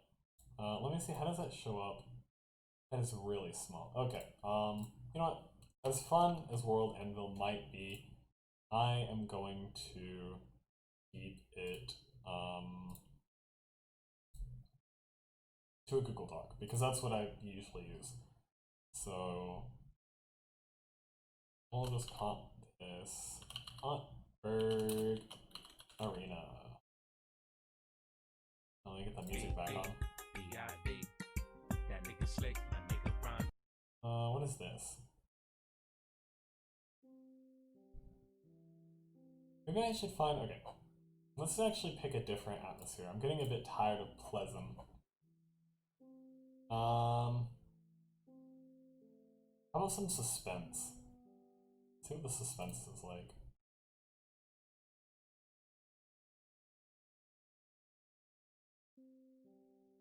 Still gonna move on to the next one. There we go. Noise.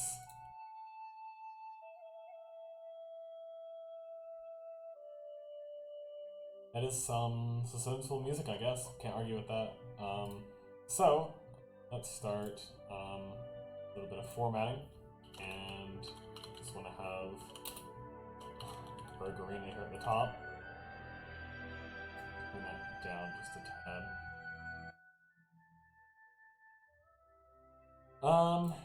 Okay, so that's the top, and so, normally the way that I design these is I will talk about first the locations of the area that this session is going to take place, which for this, we only really have, one main location. Actually, we will probably have more than one.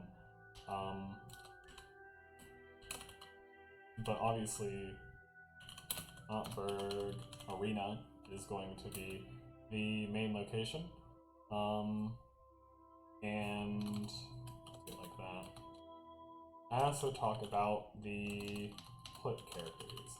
The characters or the NPCs that the party is going to encounter. And I don't know if I'm gonna have any named NPCs for this session, but just in case, I will keep that there. Let me actually, in case I do, bring up Fantasy Name Generator, a classic. Gotta use it for everything. Because honestly, I can't just make up names in my head like that. But we'll start with a little description of the arena. This is something that, when I use it, it's both something as a reminder for myself, so I can remember, all the important details of the location, but also something that I can use to, I can use it basically as something to read off, like a little bit of a script to read to my party, to my players. So often what I'll do is I will have in italics sort of a little quote, which is something I'll read as part of the description for the arena. And I don't want to have a whole script for the whole session, obviously. That's not something you want to do, and that's way too much work for the amount of effort that would be. But it can be helpful, especially if you come up with some really, really good, if you come up with a really good way to describe something that has a lot of flavor to it, then make sure you get that down so you can use that for your actual session. Otherwise, you might, it'll make it a lot easier so you're not stumbling over your words as much, especially if you're like me, because I do stumble over my words a lot if I am underprepared. So definitely something to take into consideration, because it can be super helpful. So we will start just by a description, because I don't have any particular quotes in mind right now. Just for the arena, we'll just say the arena. Make sure I'm not typing too loudly into my microphone. Let's see. The arena is a place for. That's too basic. Okay, so let me just verbalize out loud what I'm imagining for this arena. So the arena is, actually I can write this down. The arena of Antberg is used as a method, means of used for a twisted sense of justice. I do like that phrase. Twisted sense of justice.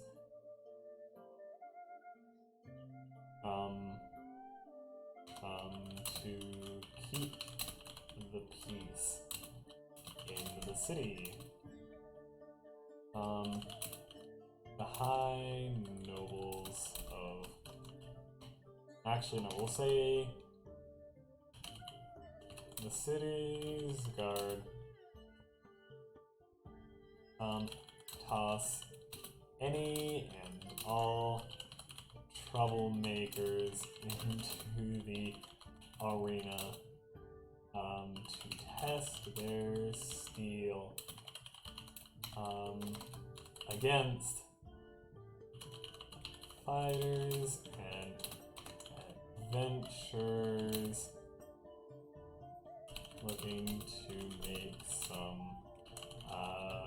quick coin.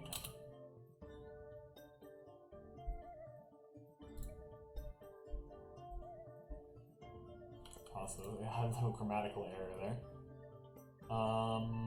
Yeah, so basically the idea is that people of Ottberg believe that the arena can judge someone's innocence. So if you win the fight, you can walk free. Any convictions you might have faced. However, the battles often set against the convicts from the start. Yep, okay. So, yeah. Basically, it is their justice system for the city. It's just this arena that they throw people into, and then they will pay adventurers or other people looking to make some coin against the people, against the convicts, as like, I guess I can call them, there might be a better word for them, but it's people who have been arrested for whatever. Basically the guards get to judge who gets thrown into this place, and they end up having to fight someone else, but, you know, the people of Ottberg really like to see the convicts lose, so the people that run the Colosseum, which is really just the guard, you know, backed by the, or really puppeted by the high nobles of Ottberg, who, I keep saying high nobles, I haven't really decided yet if that will be the sort of form of government for this city, especially since it is a capital city. I might do something a little bit more government-y than just like a bunch of rich people. But I do know one of the towns in the same region as Ottberg. Oh, hey Jay, welcome and thanks for the follow. As a fellow DM, this Pinot system seems highly questionable. I don't see any issues with it at all. If someone's doing something wrong, just throw them into the arena and we'll see how it works out, and that's just how it works out. I was about to say, as a fellow DM, I'd appreciate any input you have. But anyway, welcome to the stream. I'm glad to have you here. And like I said, thank you for following. I've actually gotten quite a few today, a lot more than I was expecting. We're up to 9 now, which is crazy.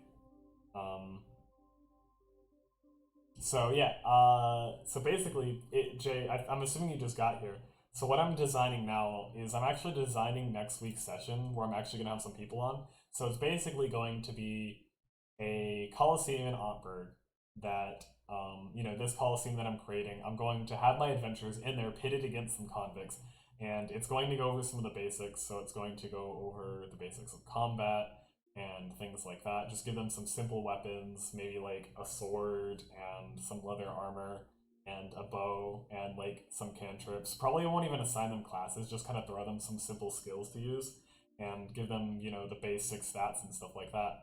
And then they'll just roll dice and kind of learn from there, is what I was thinking at least. So that's what I'm aiming for next week. I'll actually try to have some people on then. So yeah, I am going to, I don't know, so I put characters on here. I don't know if I'm gonna actually have any name, but I'm going to, so anyway, this is how I always set up my stuff though. I was actually looking at World Anvil earlier because I was gonna actually try using it for this, but the text was way too small for the stream and I don't think anyone would have been able to read it very well, especially if they're on like mobile or something. So I'm just like, you know, we'll just do the classic Google Doc. Nothing wrong with the classic. Yeah, so I'll actually start this. Party Probably have an announcer as a character for some flavor. Yeah, so I did, that's actually a good idea. I did want to describe, actually I'll put it here.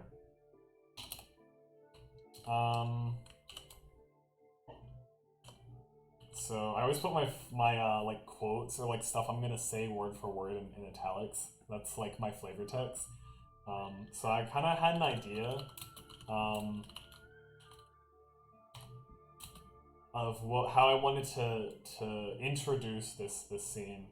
But an announcer would be really good. I would just have to make sure that's something I could voice. But hey, that is a good idea. That would definitely be fun to have. And I could definitely tie the announcer in to like as like a tutorial announcer, almost like in a game. But not too metagamey. We'll see. I can probably design some way around that. But anyway, how are you doing today, Jay? I haven't talked to you yet today. Hope you're doing well.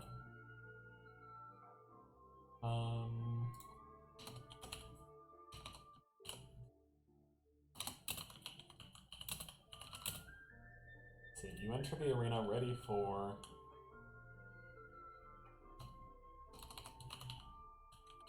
preparing for battle. Well, just noticed your stream was up. Awesome, yeah. Thanks for stopping by. I do appreciate it. I've had a bunch of people stop by. I was talking to Max earlier because he was around, and I just had some other people come by that I've been talking to, and I've gotten a whopping 5 followers in this stream alone, which is super awesome. You can see my follower goal. It was at 4 when we started, so this is the best Twitch stream I've ever had, and it's the first one on this channel. Which is super cool. Maybe I can actually get affiliated pretty soon. I just have to make sure that I'm streaming enough. Might end up having to do it twice a week, but I don't know if I'll have time to dedicate that much, because this channel takes a lot of time to prepare. But now that I actually have, like all this stuff set up, and I have the Discord server mostly set up, still probably need some work. And now there's a YouTube channel too, which doesn't have anything on it yet, but maybe I'll like, I don't know if I'm just gonna post VODs or if I'm gonna like, I don't know if I'll edit stuff down. Maybe I'll do like highlight videos, but I probably won't have time for that anytime soon with how crazy busy I've been. Ignore that. It's not a Spotify ad or anything like that. Anyway, back to, I need to stay focused on what I'm actually supposed to be doing. See, arena preparing for battle. For the gold, for the honor.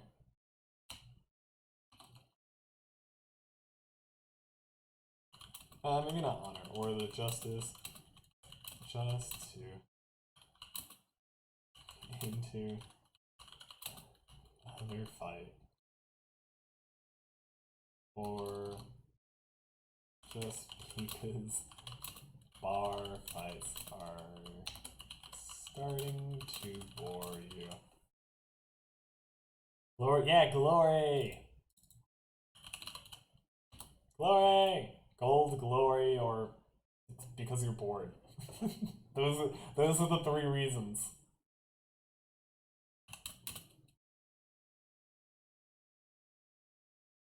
I get, honestly, it's kind of not a very good sense of justice I have set up here, so yeah. Gold, glory.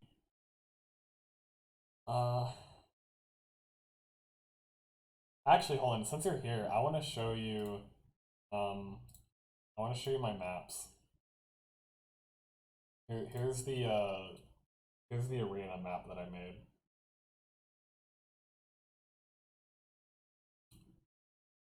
Isn't super fancy. You can see I've got Max there in the audience. But maybe I can like add a little announcer box or something like that to it. But this is where it's going to be all taking place. That's you. You want me to add? I can add you in. The music back on. Or would you like to... Here, I'll put you right next to him. And like he's got a, a drink too, so...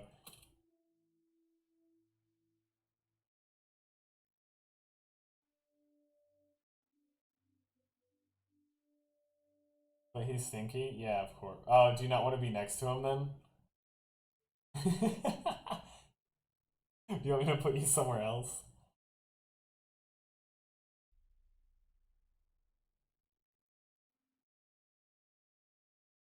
Give me some breathing room? Sure, sure. I don't want to put you behind the boxes. We'll just, we'll put you all the way on the other side.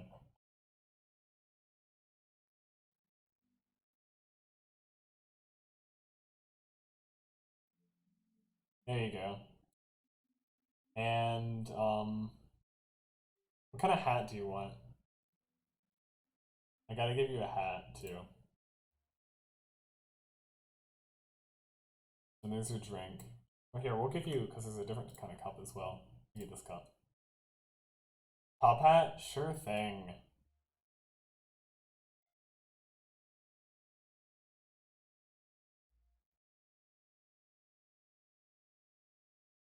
There it is. And then I'll get your nameplate.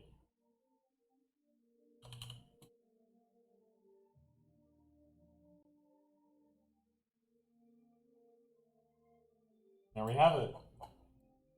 Max is a bowler hat, of course. And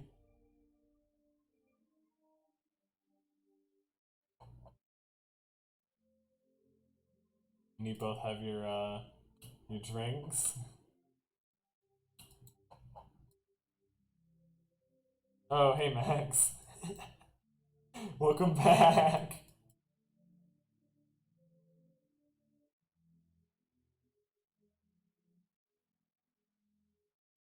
So yeah, that is this is my arena. And then I also made let me save this real quick.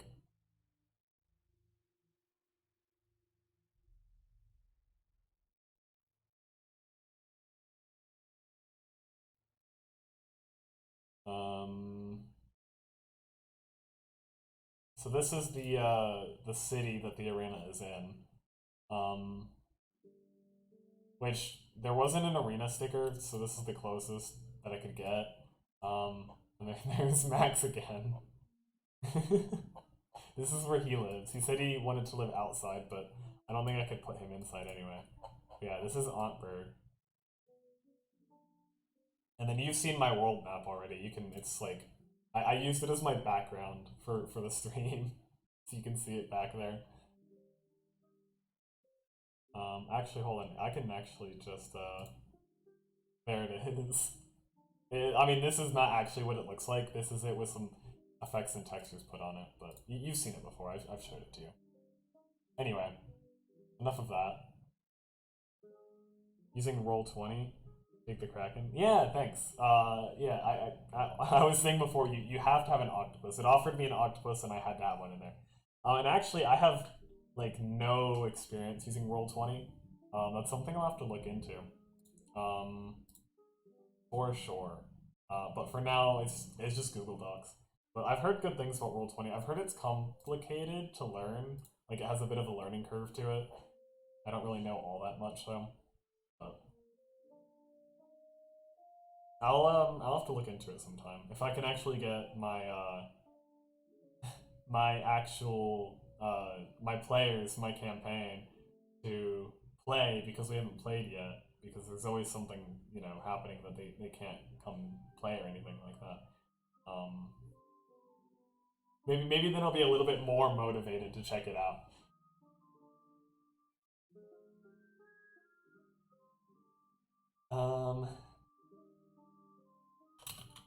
Let's see. I also like to think that for me, it's tough to get started before an online campaign. Just one with online maps, it's really useful. I'm sure it is. The main thing I'm worried about is that, like, even if I take the time to learn it, I would still have to make all of my players, like, have to learn it as well. At least from their end. And it's already hard enough for me to get my players to to come to sessions, let alone do homework. So, honestly though, I really miss being able to play in person. It's just not the same. Even like over Zoom with all our cameras on. But yeah, I'll definitely have to check it out. Maybe I'll start, or maybe I can use it for like the sessions for the stream or something like that. We'll see. We'll see. Because I don't have anything now, but I definitely would like ways to show certain aspects of the sessions on screen, like being able to show like battle maps with markers and being able to actually like for people watching to be able to actually see the dice, because like when I've been playing online, I've literally been rolling my physical dice like just on my desk right here, which I might still do because honestly rolling dice is a lot more fun than clicking a button, but that way it's like not just everyone using like a random number generator and doing it that way. So, because even I was looking earlier, I'm sure you know about Fantasy Name Generator, but there's actually kind of like they're the same site. There's this website, which has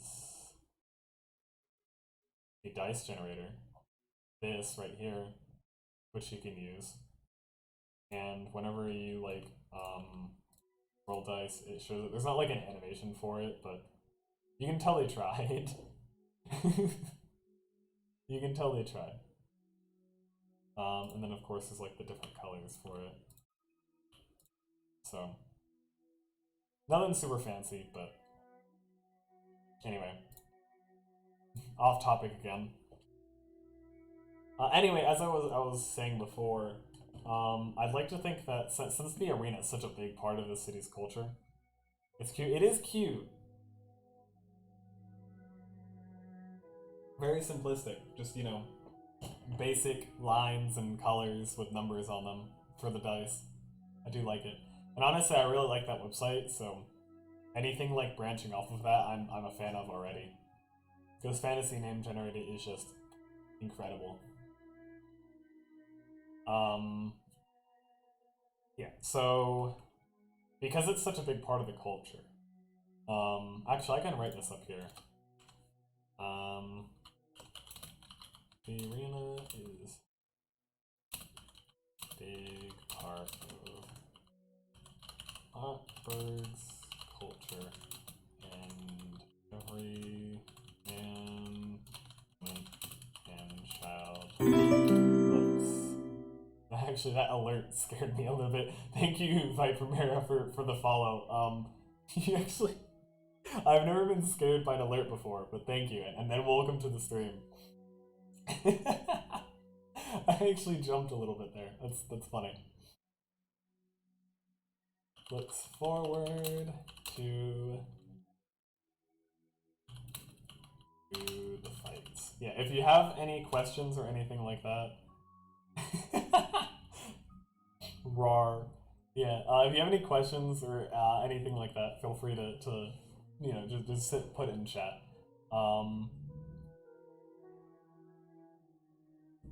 So anyway, since you just joined, right now I am writing a sort of preparation for next week's stream, which is going to be an actual D&D session, rather than just me. There's going to be some actual other people here, and this is the session that, what do you use for mapping? Well, I'm glad you asked. Man, everyone's loving the maps, which I love, because I love the maps. This website right here is called Incarnate. Inc, like INK Arnate, which is a super great website. And yeah, you can see, so this map right here is my world map for my sort of homebrew. It'll be up in just a second, but that's the one you can see like in the background, sort of. There it is. So there's my world map, which is really cool. So the session I'm planning for right now is taking place in Ottberg, which is right over here. It's the capital of Himmerland. But this is a super great website. I don't even have the pro version. I'm just using the free version, and I was still able to make this, which I'm really proud of. But yeah, if you put some time into it, you can make some cool stuff with this website. I'll show you what I'm doing today. So you can make battle maps as well. So there's like world maps, regional, and then battle maps. And so this is the arena. Right here. So actually, I'll just leave that up because why not? It helps to look at it. Maybe I can add some more people to the audience if anyone else would like to be added to the stands. Let's see, using an old game program to map, but I've never done a session trying it nor how to add people to the map. Yeah, so this is just like sort of a visual thing. For world, I think it's better for world maps than it is for battle maps because you can't add like player tokens or anything like that for this. This is just for creating like the physical thing. If there's like another program for actually mapping it out, in the past I've actually used. Actually, let me see if I can. I'd have to. Maybe I'll show it another time. But I've actually used Paint 3D. May I send an image for it? Sure. If you have a way to send it in chat, then I'll check it out. But yeah, feel free to share something like that. Absolutely. But yeah, anyway. I actually haven't really thought that far ahead about how I'm actually going to put tokens or anything on this map because this website doesn't have that sort of level to it. So I'll figure something else out. I have a week until next week.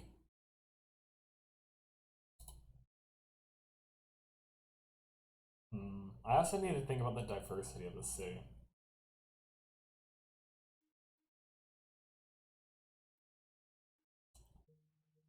Maybe I was thinking about making it Elvish for the most part, but maybe not. Fiskenstad is a town in the same country, and that's pretty diverse. It doesn't really have a...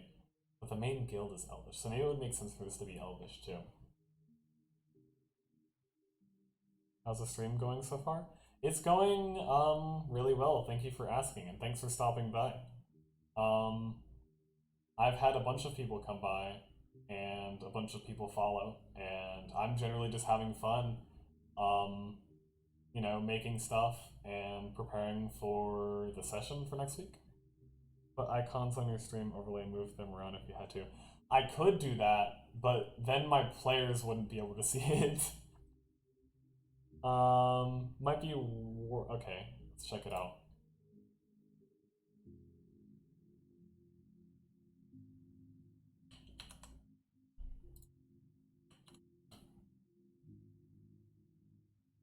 Ooh, this is cool. What did you use to make this? You said he used an old game program.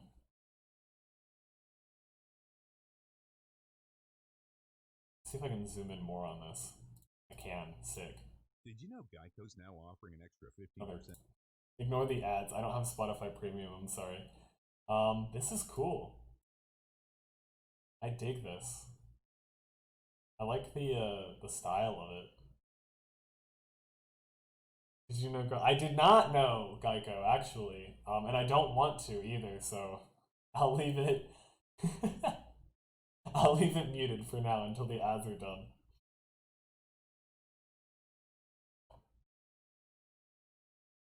Nice. I'm just like, I don't know, enjoying this map.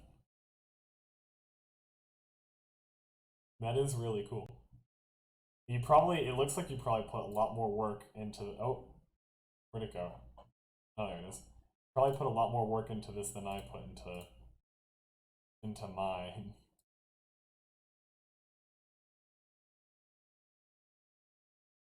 I also like your little, lava location over here.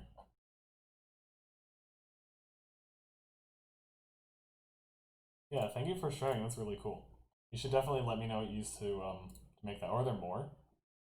Nope, that's a dog.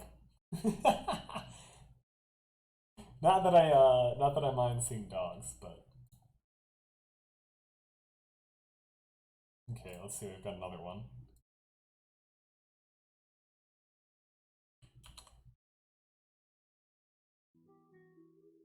Music's back. Ooh. Oh, you can see like the 3D to it. Oh, that's cool.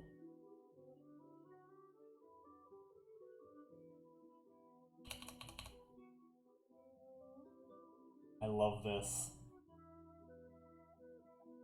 That doesn't really seem to work, but... On the boat, and the dock, and this is so great. There's so much detail to this. Like, I don't have this much detail in any of my cities. Like, this is like... I'll show you what my, name of the program...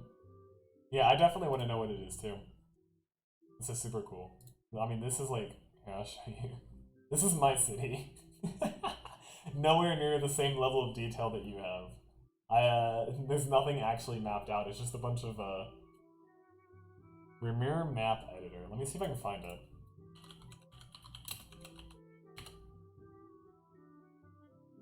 Ooh, it's open source.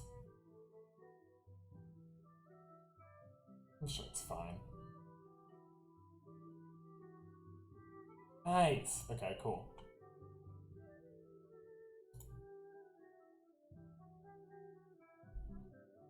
Awesome. Yeah, so it's an open source free program, which is super sick.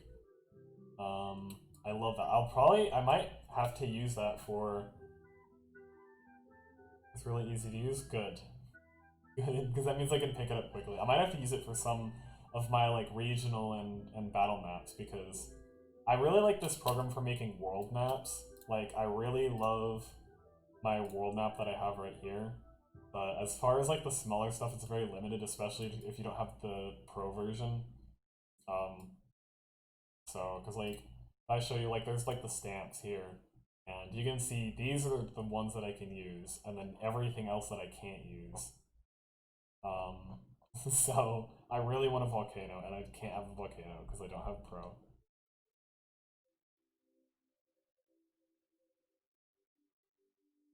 But yeah, that is really cool. Thank you for showing me that.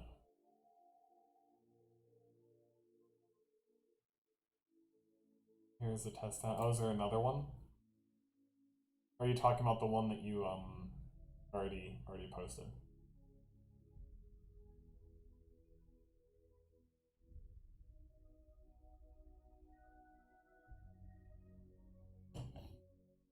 Also, if you are not already, I have a Discord server that you should totally join so we can talk more about maps and stuff like that.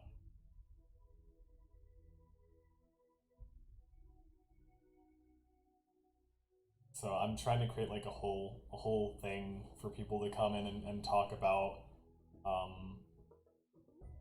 D&D and stuff like that. And I just want to, like, because as much as I like want to act like I'm an expert in this stream and act like, hey, you know, I know all the stuff, you should listen to me, there's honestly a lot of stuff I don't know, especially about like tools and things that are out there. So honestly, if I can get people to join a Discord server so I can talk to them and learn stuff from them and they can help me out, that would be fantastic. Feelings? Ah, here we go. Okay, sick.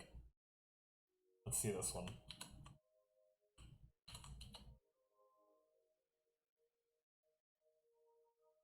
Oh, cool. So this is just like a little town. I like it.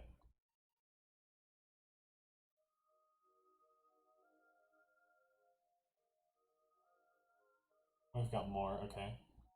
Let me get all of these up.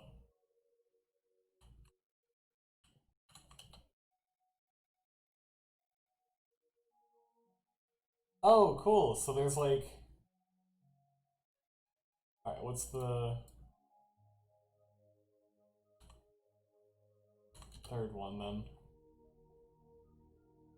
Ah, oh, that's really cool.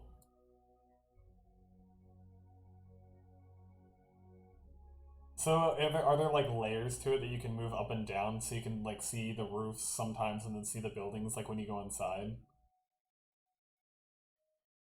So that's kind of what it looks like. Floors? Yeah, yeah, awesome.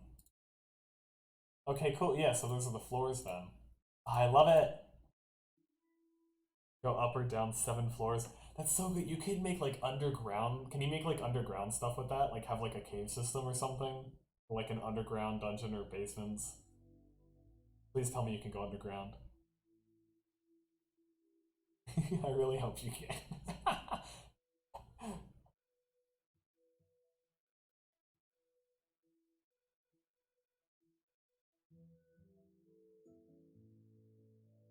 Even if you can't, this still looks awesome. And I'll definitely have to to download and check it out sometime.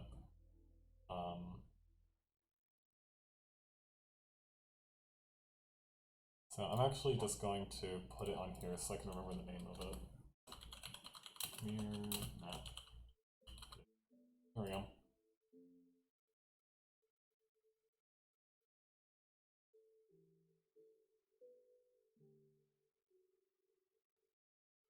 Let's see.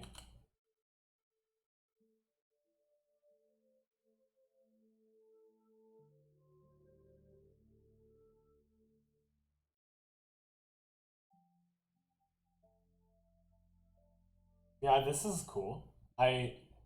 So is this like underground then? It's kind of hard to tell. Well, yeah, because you have like the black. So I was talking about like, cause like with your little like in the town one that you had, like yeah, it's underground. Okay. Just like the town one that you had, if you like wanted to put like a basement or like a cellar or something like that, you could do that. Because I know some of the places I've already designed do have locations like that, so it'd be cool if I could go up and down into those. I'm sure there's a way to do it.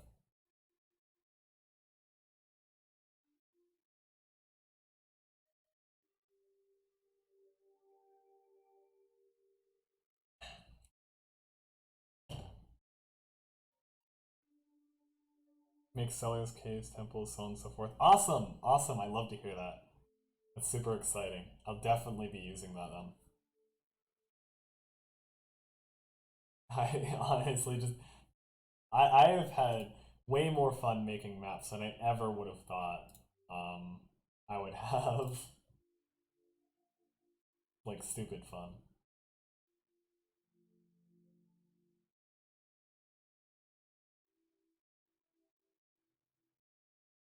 There are creatures you can put in. Ooh.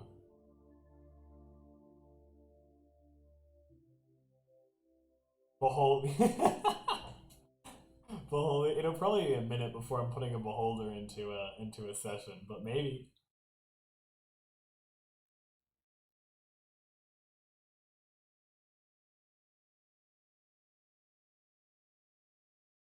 No nulls. Ah, that's a shame. It's a shame.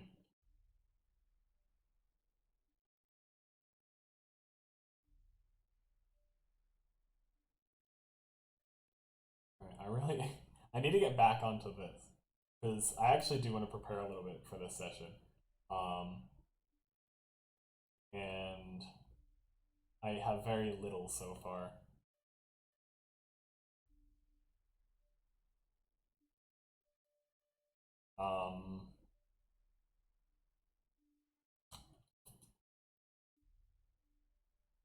Let's see, I'll just say a few people are scattered. Is that how you spell scattered? Yeah. Scattered. Sorry, I'm distracting. It's good. No, it's fine. Honestly, I'm loving this stuff.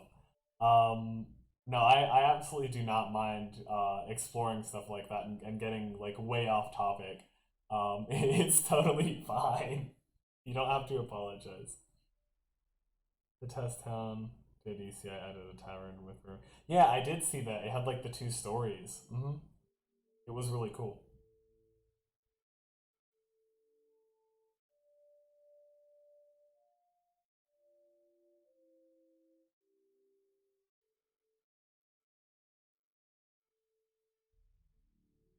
Like I said before, if you want to join the Discord server, you can put those in there and share it with other people. We've got a bunch of people that are already starting to join, so hopefully we'll get a little bit of a community going sometime soon.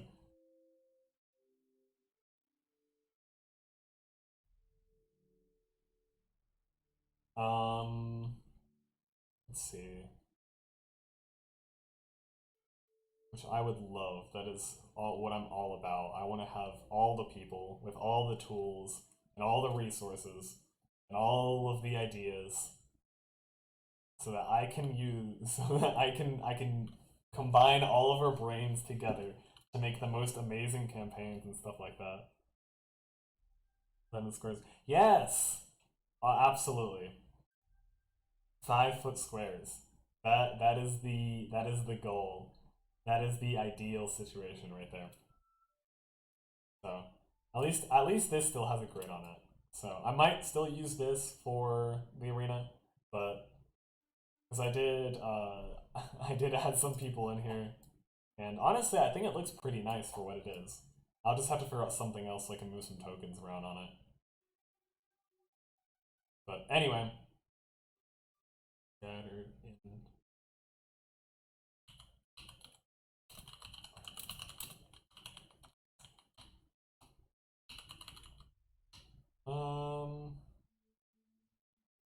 I guess I can just call it. These aren't really bleachers. I'll just call it seats. Scattered in the seats.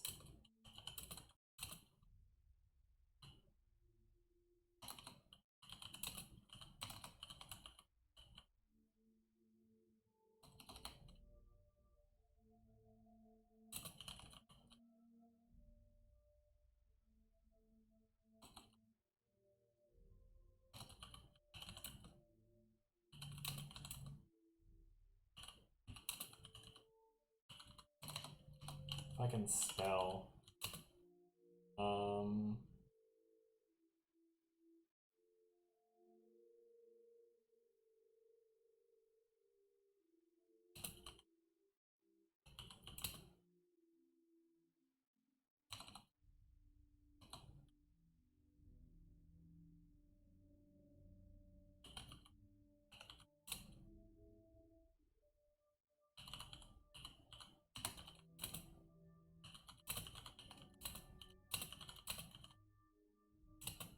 Would it be, should I just color board? Is that good? Maybe. Board, half elf, resting her head in her hand, and serious.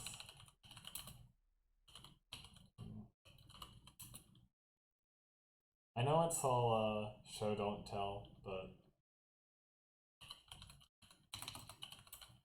just trying to get something down for the time being, and then I can go back and tweak it after. And the Spectrum ads are not helping.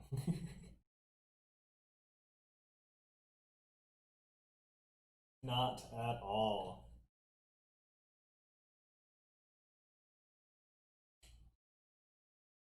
Jeez, all this talking really makes me thirsty. I'm not used to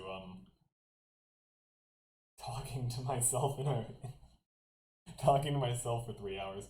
That's fine. I'm having tons of fun with this.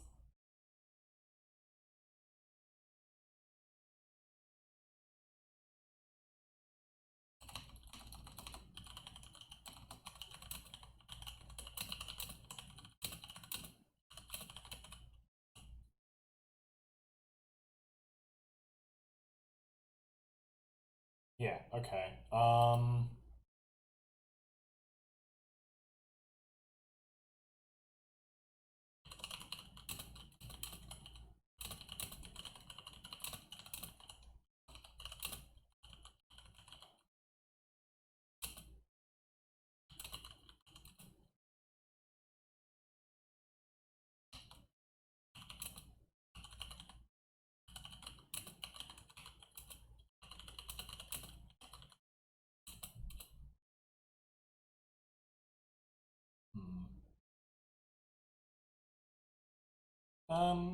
That's probably good for now. I guess I need to actually, let me grab. No, we'll go, okay, I'm going to go to D&D Beyond real quick. And my air conditioning is on again. Sick, awesome, that's exactly what I wanted when I turned it off.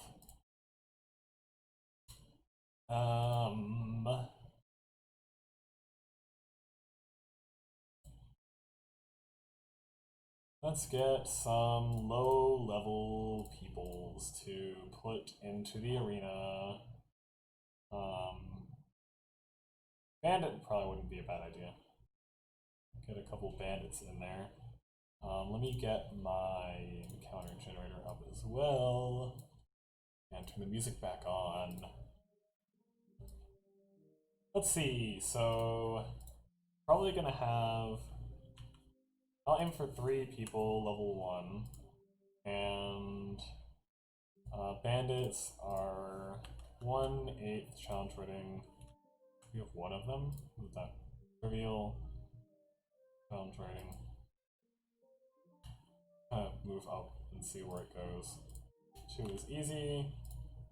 3 is medium. Let's start with 2, because we might only have 2 people. Or maybe we'll have 4. Who knows? 2 bandits. Seems simple enough. Good for a tutorial. They have a basic melee attack and a basic range attack. And my players are going to have pretty much the same thing. So...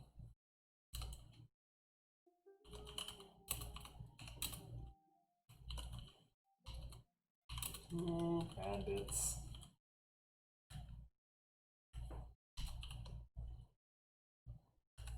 I don't like that. First fight, 2 bandits.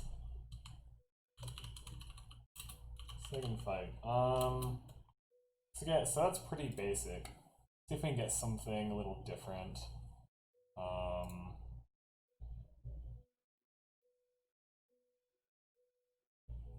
Let's see. I know there's like a...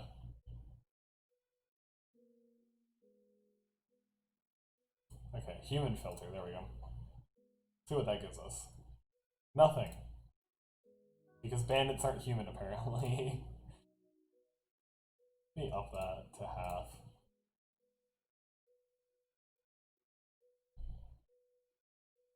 An acolyte? We could have a spellcaster.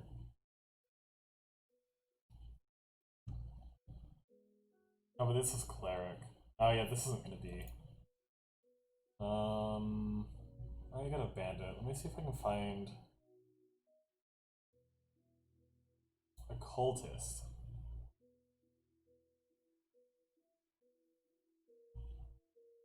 No.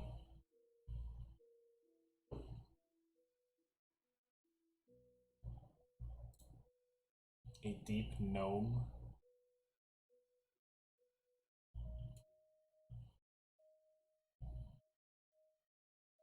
Maybe not.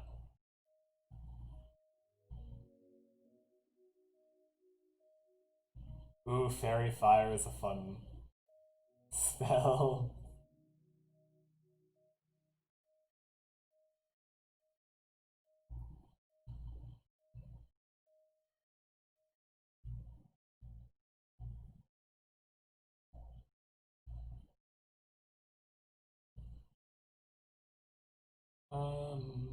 This could be interesting. Short sword, a crossbow, and a couple spells. Ah, but if it was during the day, it would make sense for it to be during the day.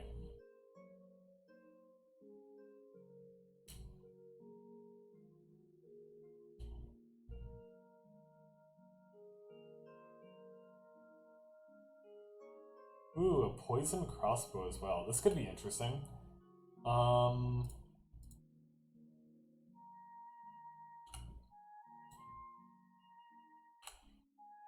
Maybe just one? Oh, whoops.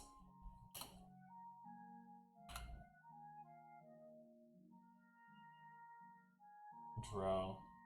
Well, let's do it. Why not? Seems like fun. I can always take it out later. And then a flying sword.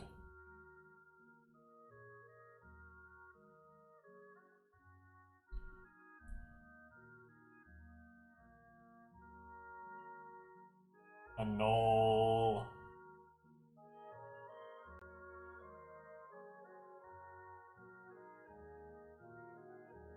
I don't know if a knoll would make...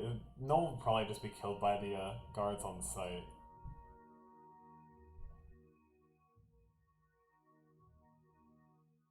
A homunculus sword, interesting.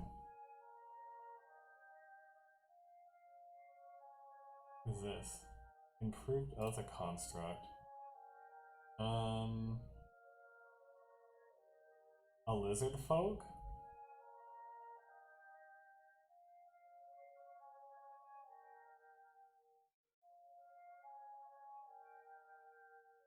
club and a shield with a javelin.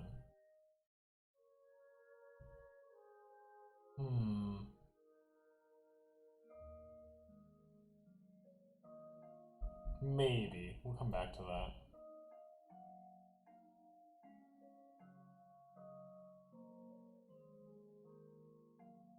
Merfolk? Probably not. The octopus.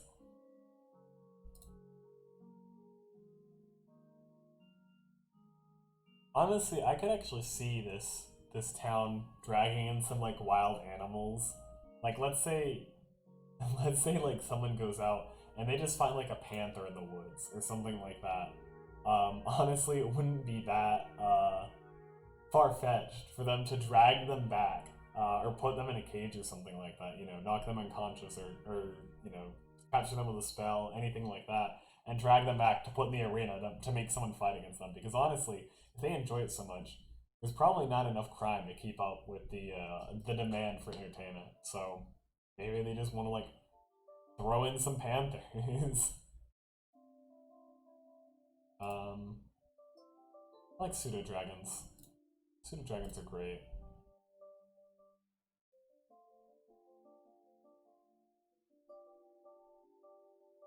Let's do that. Let's just throw in some panthers. Why not?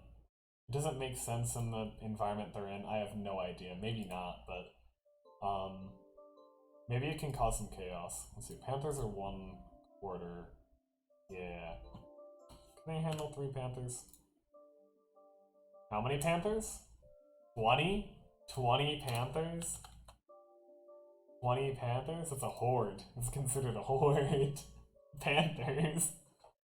I don't think panthers in the wild would be in a... I don't think there would be that many panthers. As funny as it would be to have 100 panthers in the arena against 2 level 1 people. I don't know about that. Maybe just 3. I could see 3. 3 is still a lot. What's the charge to panther ratio?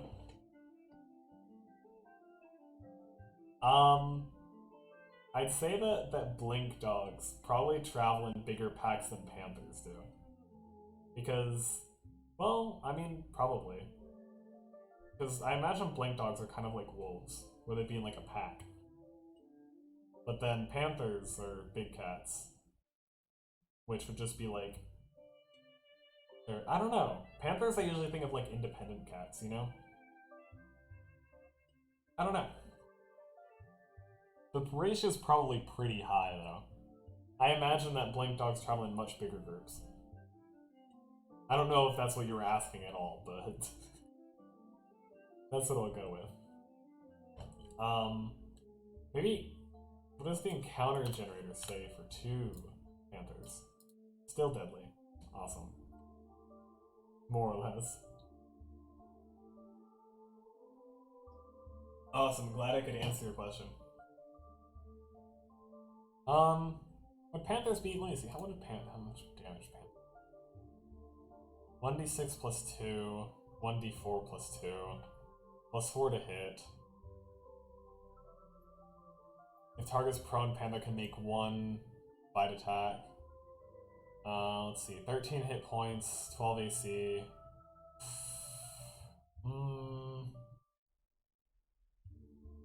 You know, I can throw them in, and maybe I'll just give my my players a bit of extra health. Well, because they are fighting multiple things. You know, we'll just do 1 panther. We'll do a single panther.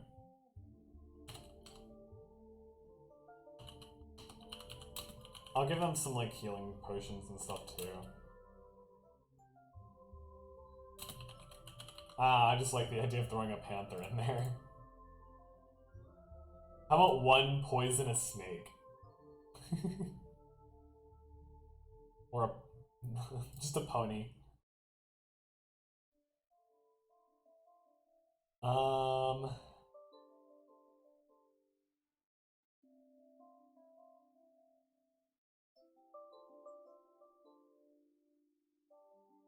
Swarms, huh? Beetle. Oh, I thought it was gonna be bees. Centipedes? A swarm of centipedes. In what situation would there be a swarm of centipedes?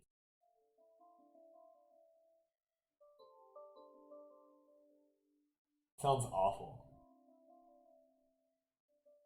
Ooh, a thug. It's like a bandit, but better. Tribal warrior.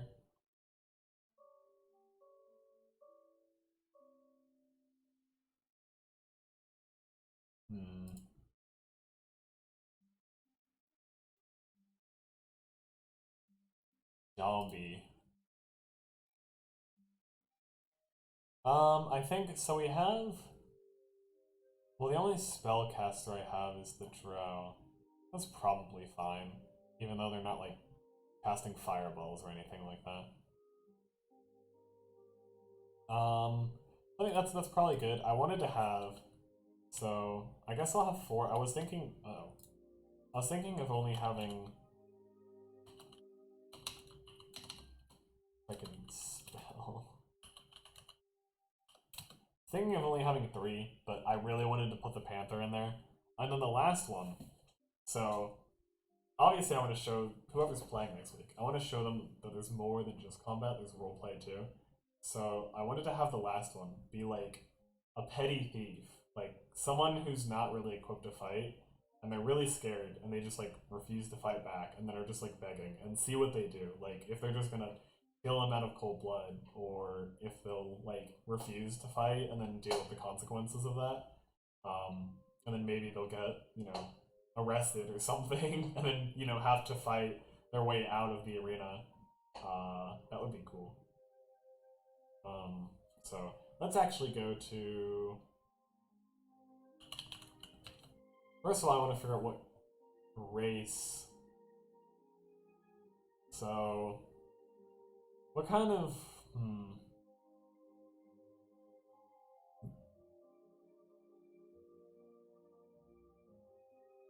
Maybe, I mean, the populace are mostly elves. But I think it would kind of make sense for context for them not to be an elf. Because maybe, like, that would give the elves, like, the elvish guards more reason to look down. Sorry, it's your home. I know you. Get out of here, Geico.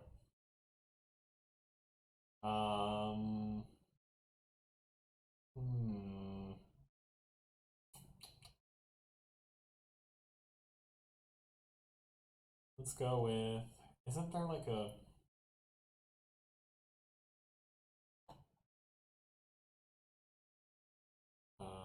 Dungeons and Dragons. Let's see. We could do... Maybe not a dwarf. Maybe a half-elf. Like, is even worse because they're half-elvish, so they're that much of a disgrace. In the eyes of the elves.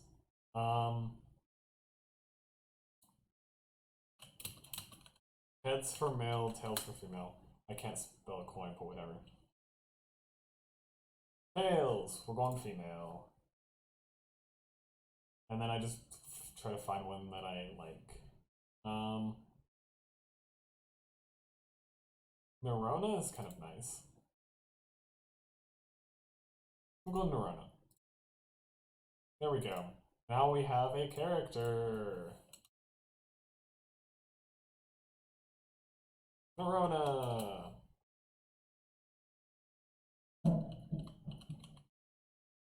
One Nerona. Only one of her.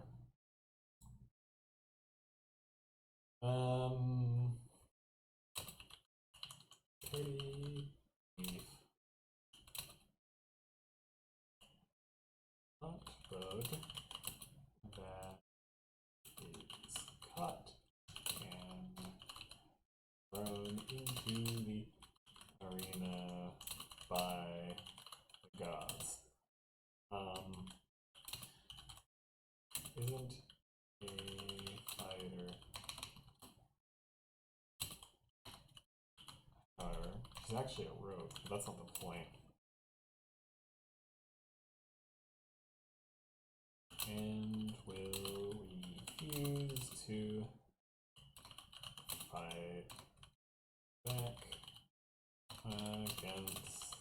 naughty.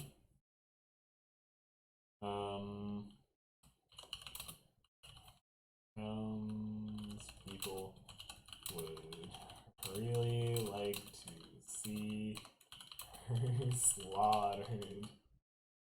Unfortunate. Just unfortunate circumstances for her. Really.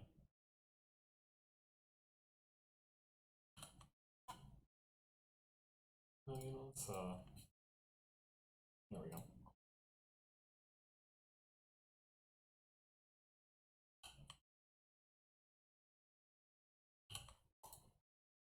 Cool. Awesome.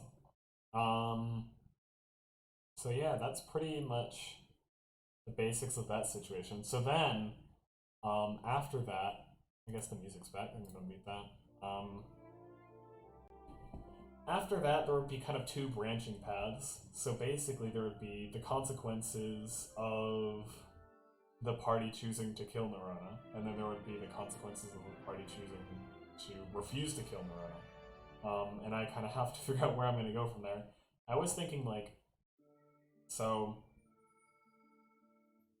I mean, they could just, like, run, try to, like, escape, but they might have to fight their way out. They've already been through 3 fights already. And some guards, I think. I don't remember if guard... Ah, there's a guard on here. That's right. Okay. I was thinking there was, but I don't remember if it was on D&D Beyond. It's only an 8th CR. But guards are usually not individual. So, I have to figure out how to work a chase scene. Probably just do it roleplay-ish. You know, kind of give them a lot of leniency with that. If they want to run, I'll probably just, like, let them go, decide where they want to run, and then try to hide and all that. Do some stealth checks or whatnot. So that could be fun. Maybe I should make... I know Jay mentioned having an announcer. That would be fun. Let's name an announcer. The announcer's obviously got to be Elvish. Alright, give me another, give me another coin flip. Female! Okay, so we have a female announcer.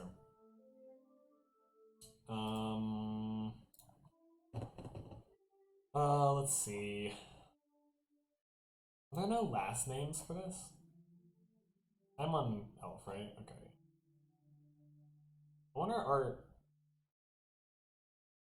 because I feel like, okay, so someone's a half-elf. Are the names that different from Elvish names? I don't know. What would be a good announcer name? I'll have to practice voicing this too.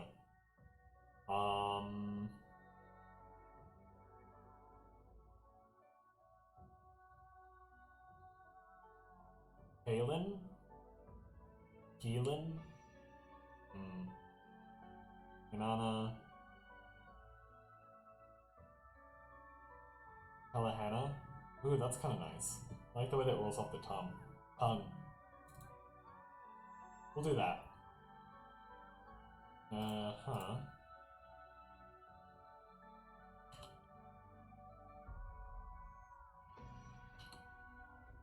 Helahana! The announcer for the Ontbug Arena. There, that's probably enough for her.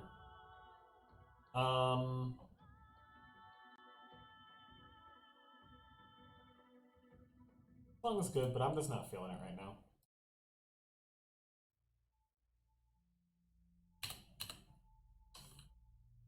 Let's see, so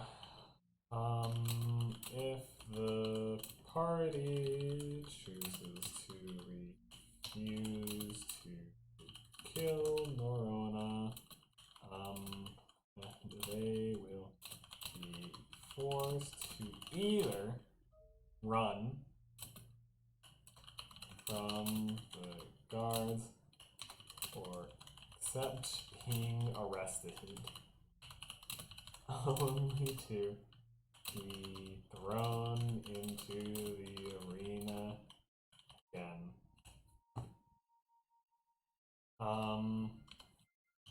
If the party kills Nerona, it'd be pretty awful, and I'm really hoping they don't. But maybe they will. Honestly, I guess it would be interesting either way.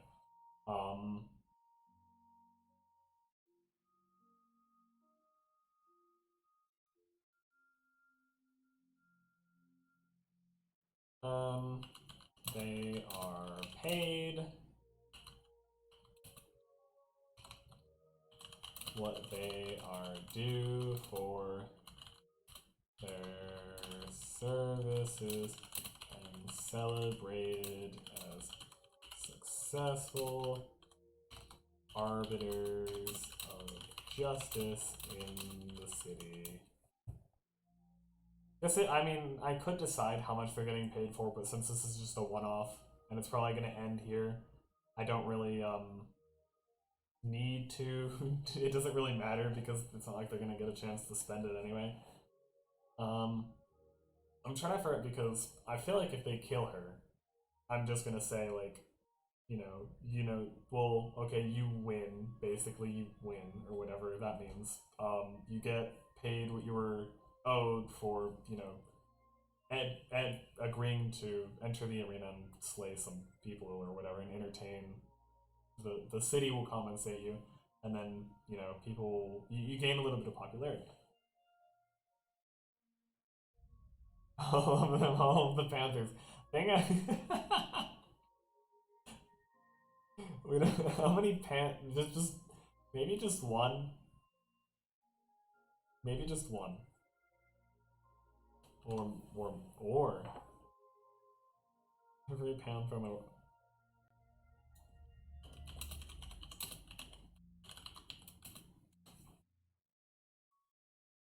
oh, that's actually not that many. That's the Florida Panther.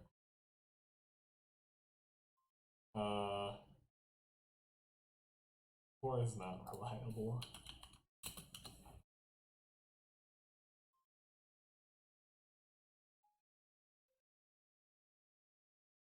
Yeah, Florida Panthers, but there's other places with Panthers, right? Oh, this is Pinterest. Anyway, it seems like there's not a lot. Not a lot of Panthers. It is in that one spot. I mean, if there were 150 Panthers in that arena, yeah, that would be a bit much, I think. That might be a bit much for 2 to 3 people to take on. I think we might want to give the players the numbers advantage for this one. Just to be safe. Just to be safe. Gotta remember a Jaguar is just a Black Panther. Is that so? Hold on. How many Jaguars are left in the arena? And now there's 15,000.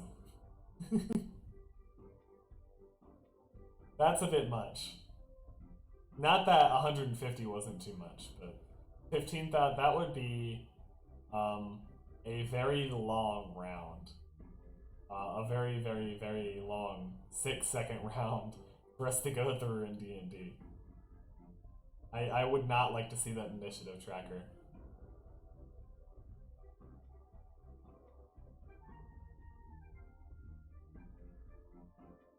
But it's an interesting idea to think about, at least. I did not know that were that many. 3 Barbarian, 2 Master Clerics, healing with a fly spell, and they can handle them. With that many Panther, I mean, 15,000 Jaguars. I mean, they're going to keep flying up, because they could stack on top of each other, and make, like, a wave of Jaguars. And if they're not flying high enough, they could, catch them. And it might,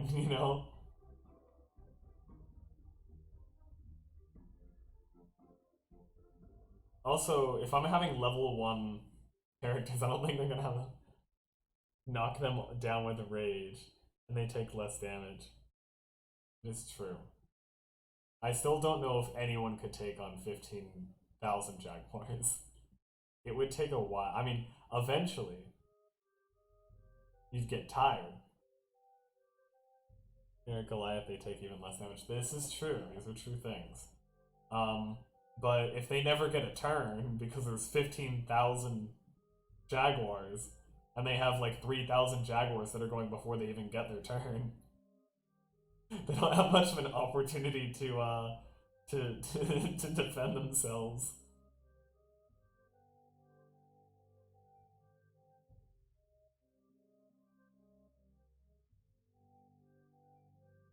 I do very much appreciate the thought. Maybe another week we'll do 15,000 pandas versus everybody else, and we'll see how that goes. I'll give everyone some Goliath barbarians, and yeah, we'll pit them up against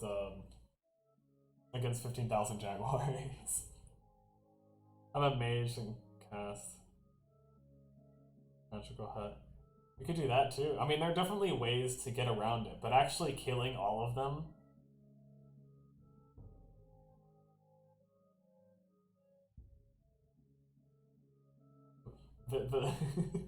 I mean, you could also just like, if you just had like a tower that they couldn't climb, because I don't think Jaguars can climb. It may take days. And eventually they're going to start dealing with exhaustion. Plenty of Jaguar meat for food. It is true. I hope they can start a fire wherever they are, in their little magic hut. Obvious news from Geico.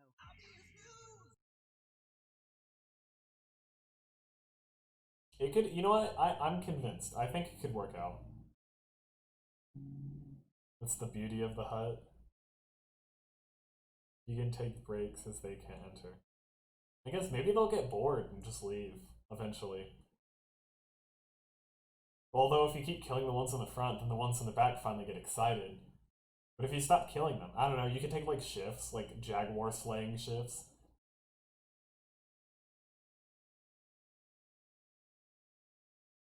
I think the biggest problem is like, if you were trying to defend like a city or something like that, and you were just like out in front of the city in your little magic hut, you're not going to stop the Jaguars from going and slaughtering everybody in that city. You know, you might not have days unless you have little magical huts for everybody. You have that many mages? I don't think so.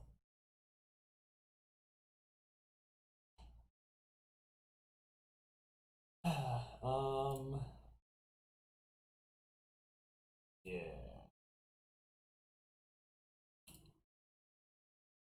I do really like that.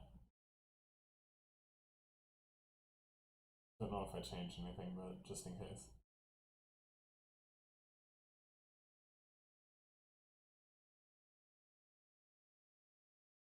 Alright, let's see. If they built a city in the middle of a place with 15,000 Jaguars and have no way to keep them out, then that is the fault of the city builders, and they probably deserve what is coming to them.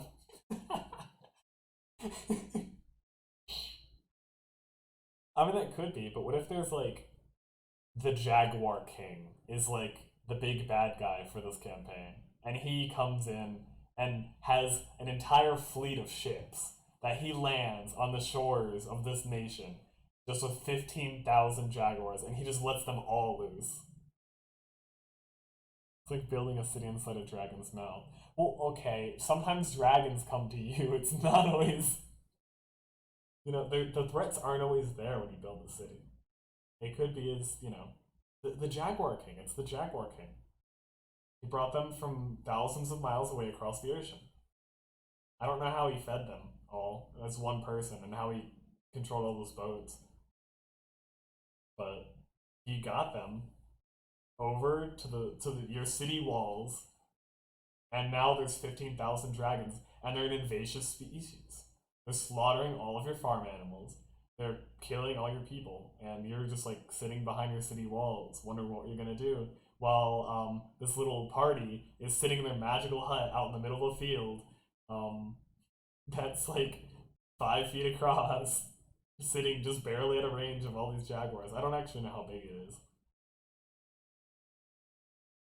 but I'm not sure if you can blame the city. Water Genie race and pull jaguars to the water and drown them. Instant level 20. That would be hella XP, that is true.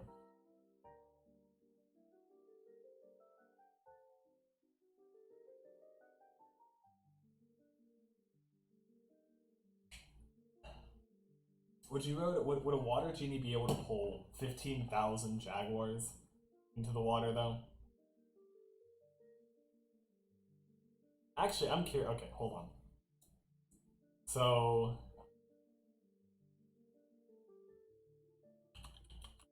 and we'll just assume panthers and jaguars would be the same. So a panther would give 50 XP, and so 50 experience times 15,000 is 750,000 experience. Whirlpool and control the water to make little waves. I want to see, let me check something real quick. So if you were level 1 and managed to kill 15,000 panthers, yeah, that would be more than for like the base XP scale, because level 20 is 355,000 XP, and that would give you 750,000 XP, which is way more than you. That's like double level 20, at least.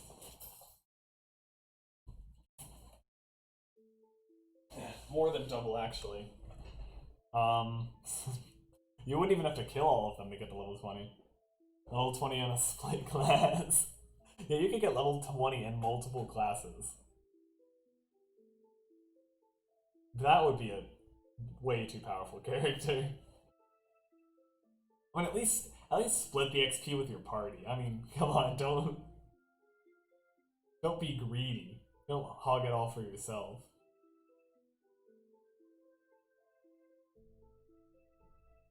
I've been streaming for quite a bit, so I'm probably going to wrap things up fairly soon.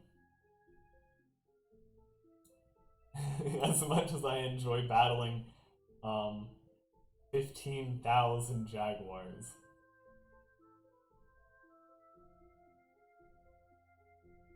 So, but that was fun. Yeah, I'll have to look at it. I haven't had any players play any of those races, like the elemental ones. But I've heard that's a really strong one. I've heard that before, I imagine. But I mean, I don't know, in my opinion, medic or like playing for the stats or playing for the numbers isn't the most fun way. What is it? What is it that makes it strong? Tell me.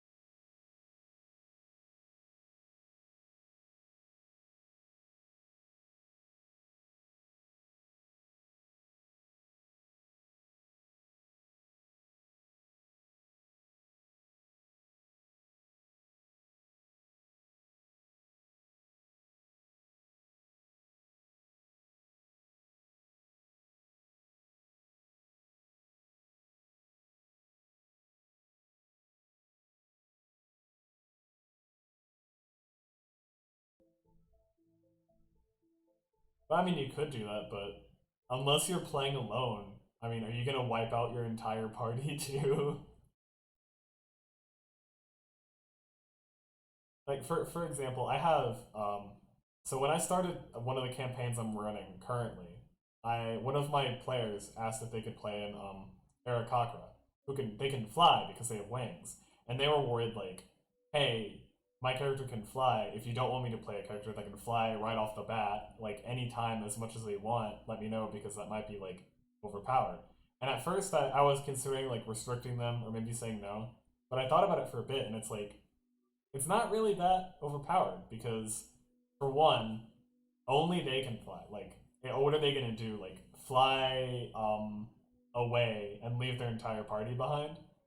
And also, like, there are plenty of enemies that have range attacks. I mean, not all of them do.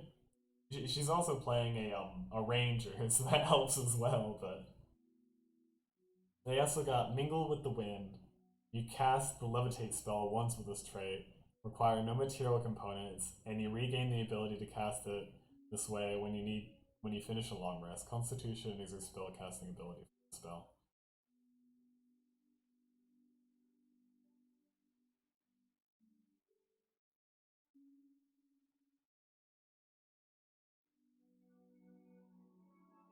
That sounds pretty good. I mean, it definitely sounds like a powerful class, but a lot of the different or a powerful race, but I mean, a lot of them have like really strong traits if you build them the right way. Cash shrank, but the whole party. No, they're a ranger. So also, put your whole party in the bag. That, I mean, as true as that is, that there could definitely be some downsides. It's all about playing. It's almost like sometimes the DM has to play against the party. You know, sometimes the party does something really dumb to get away from something they shouldn't, and the DM has to punish them for it. And I think that would be one of those situations. Pro at comboing skills. I can definitely tell. Yeah, I can definitely tell. But I mean, honestly, I might have to fudge a dice roll or two and just happen to have a really good hit with one of those arrows. Maybe knock them prone. That would be a really good way to punish them. Knock them prone, because then they have to worry about fall damage. Which fall damage in D&D I think is pretty rough, if I remember right. It can be really punishing. Don't remember exactly how it's calculated though. No, there's definitely ways a DM can counter these, and I mean, if one, you know, I mean, if one party member ends up getting like way too overpowered, you can always just, you know, pull out the old nerf and tell them, you know, sorry, I've got to change some things about your character. I mean, that's like a last resort kind of thing. That's like the nuclear option. You don't really want to do that. Fudge rolls, you can stop anything. Sometimes you have to. I mean, I don't want to, obviously you don't want to do it all the time, but sometimes your party is just getting a little out of hand. You gotta shut them down a bit. But hey, also there's, you know, the rule of thumb. If they're enjoying themselves. Yeah. I'll let them do it, and then next thing, yeah. So if they're enjoying themselves and, you know, it's like funny and everybody enjoys it, I wouldn't stop that. But if it became a thing that they were abusing, then yeah, I would definitely do something about it. But honestly, like if I had a party that shrank everyone down and then put them in a bag and then Eric Cocker flew them all away, I would be very impressed. I'd let them do that. Or if an air, how do you pronounce that? I actually have no idea how to pronounce that. Air genocide? Is that it? I think. If one of them brought an entire bag of anthrax and used it to kill everyone around them while they were simply standing in it, being completely immune, I would let it slide, but then I think I done something like before.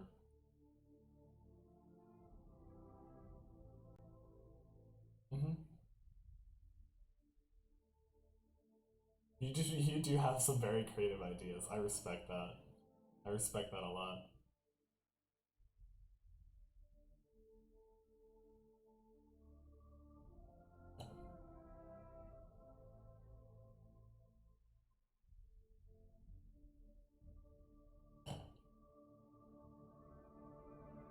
But yeah, I mean, always gotta, like, you never just want to shut something down if your party's having fun. Like, let the rule of fun run free.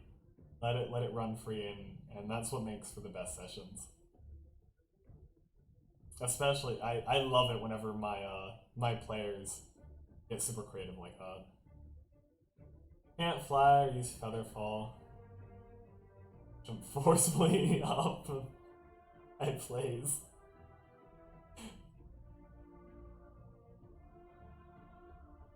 I mean, hey, if that's not what Featherfall was intended for, then what was it, you know?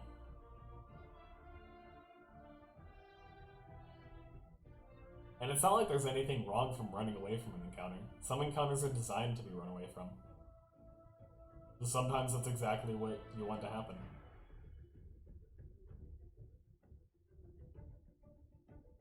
Sometimes I feel like this music doesn't fit the theme. What is the...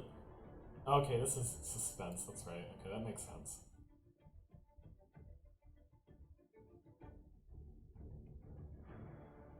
The suspense playlist.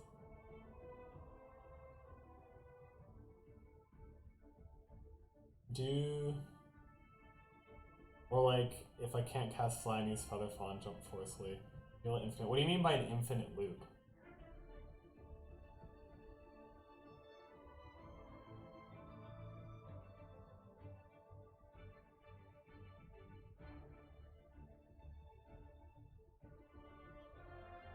I don't know what an infinite loop is.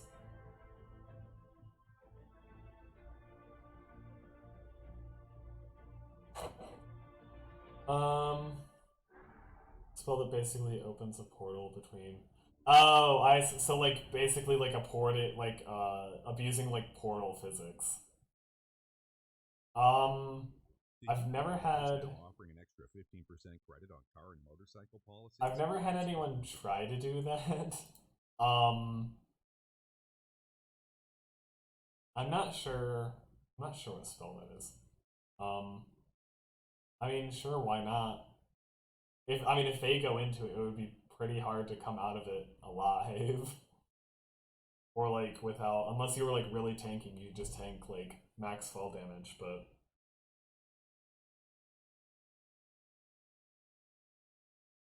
because I'm assuming a spell like that would not be a cantrip. That sounds too strong for a cantrip.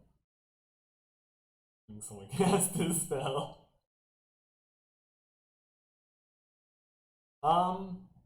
Something like that. Maybe I would do like, because obviously I don't want them to just like cut like a whole lich in half, or a beholder, or something like that with a portal. That would be pretty boring.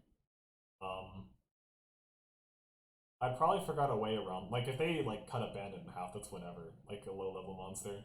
But if they were just like killing the boss just by cutting them in half with a portal, maybe I would have it do damage, but I don't know if I would just have them insta kill anything with that. That would be a bit too strong. Then again, I guess like a boss could just like use a reaction to move out of it or something like that. So they can't just cut it in half or like chop their head off by closing a portal around their head.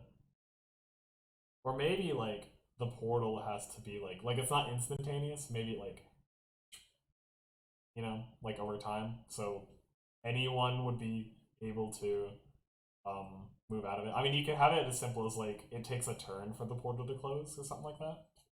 I don't know. I'm not sure exactly what the spell is. All the campaigns I've run, I've never actually had my party get very high level, so... And the one I'm running right now, the only magic cast I have is a warlock, so I'm not sure if that's something they have. Let me see if I can find it. I'll look on D&D Beyond. I know they have spells on here, don't they?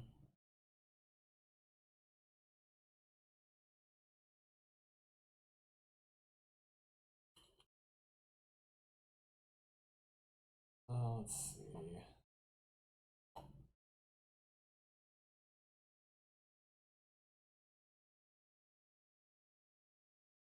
Spells.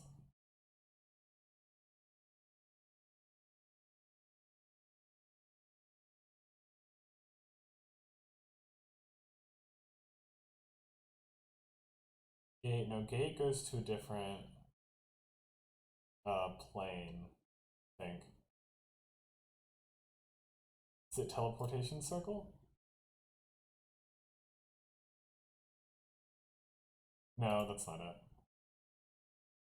What have we got? You miss a lightning bolt, but the next turn Ranger shoots a metal bar through the energy into the enemy. I mean, that's... I mean, I would let that slide. That's pretty creative. I mean, if the Ranger happened to have a metal bolt or a metal bar on them that they could shoot from their bow, and, like, they were ready for that, then, you know, then yeah, definitely. Like I said, rule of fun. That would be super cool. Or rule of cool, rule of fun, I don't know. Whatever. Would that work on energy elementals? I don't know. Are energy elementals vulnerable to withdraw them?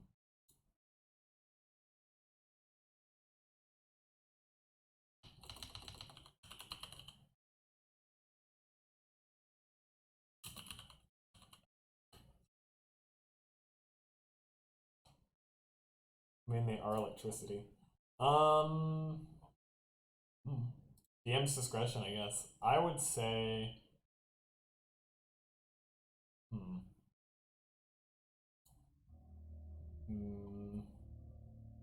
Maybe? I mean...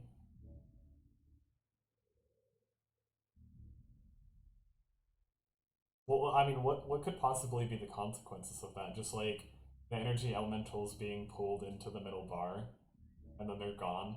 Or like it disperses their energy or something like that? You got like 8 inspiration right now. Technically, inspiration doesn't stack, but you can if you want it to. Just a way to knock them back. Ooh, that would be cool, like push them around with it. Yeah, definitely.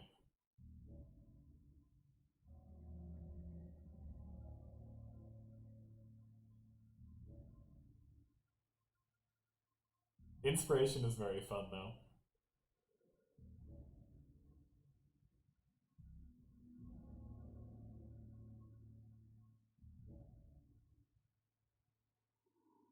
When they kill them, you would need a few magnets. Maybe. I'm not sure if, I feel like you need some pretty big ones too. I don't know if that would be something you could easily get your hands on in the technological era of D&D.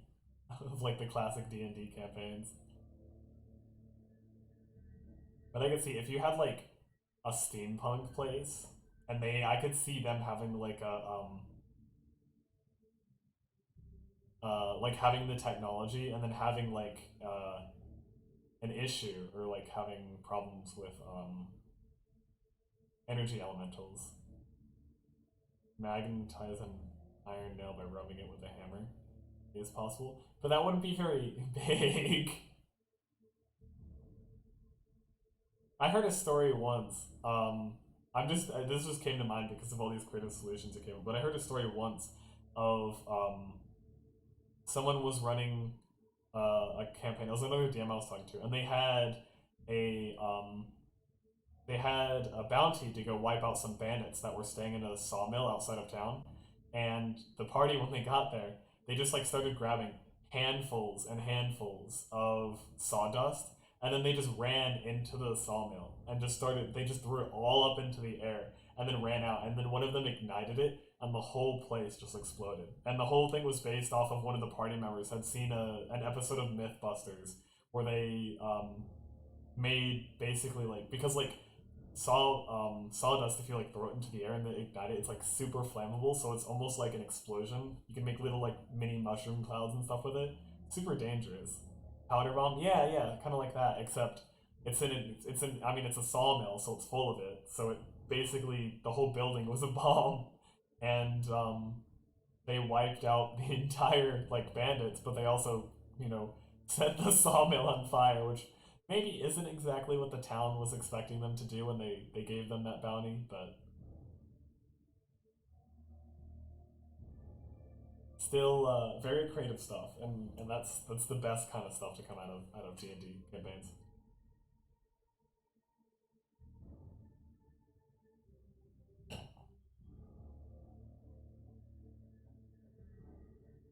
Well, I've had a ton of fun, but I think I am going to go ahead and end the stream here because I have some homework that I have to do tonight.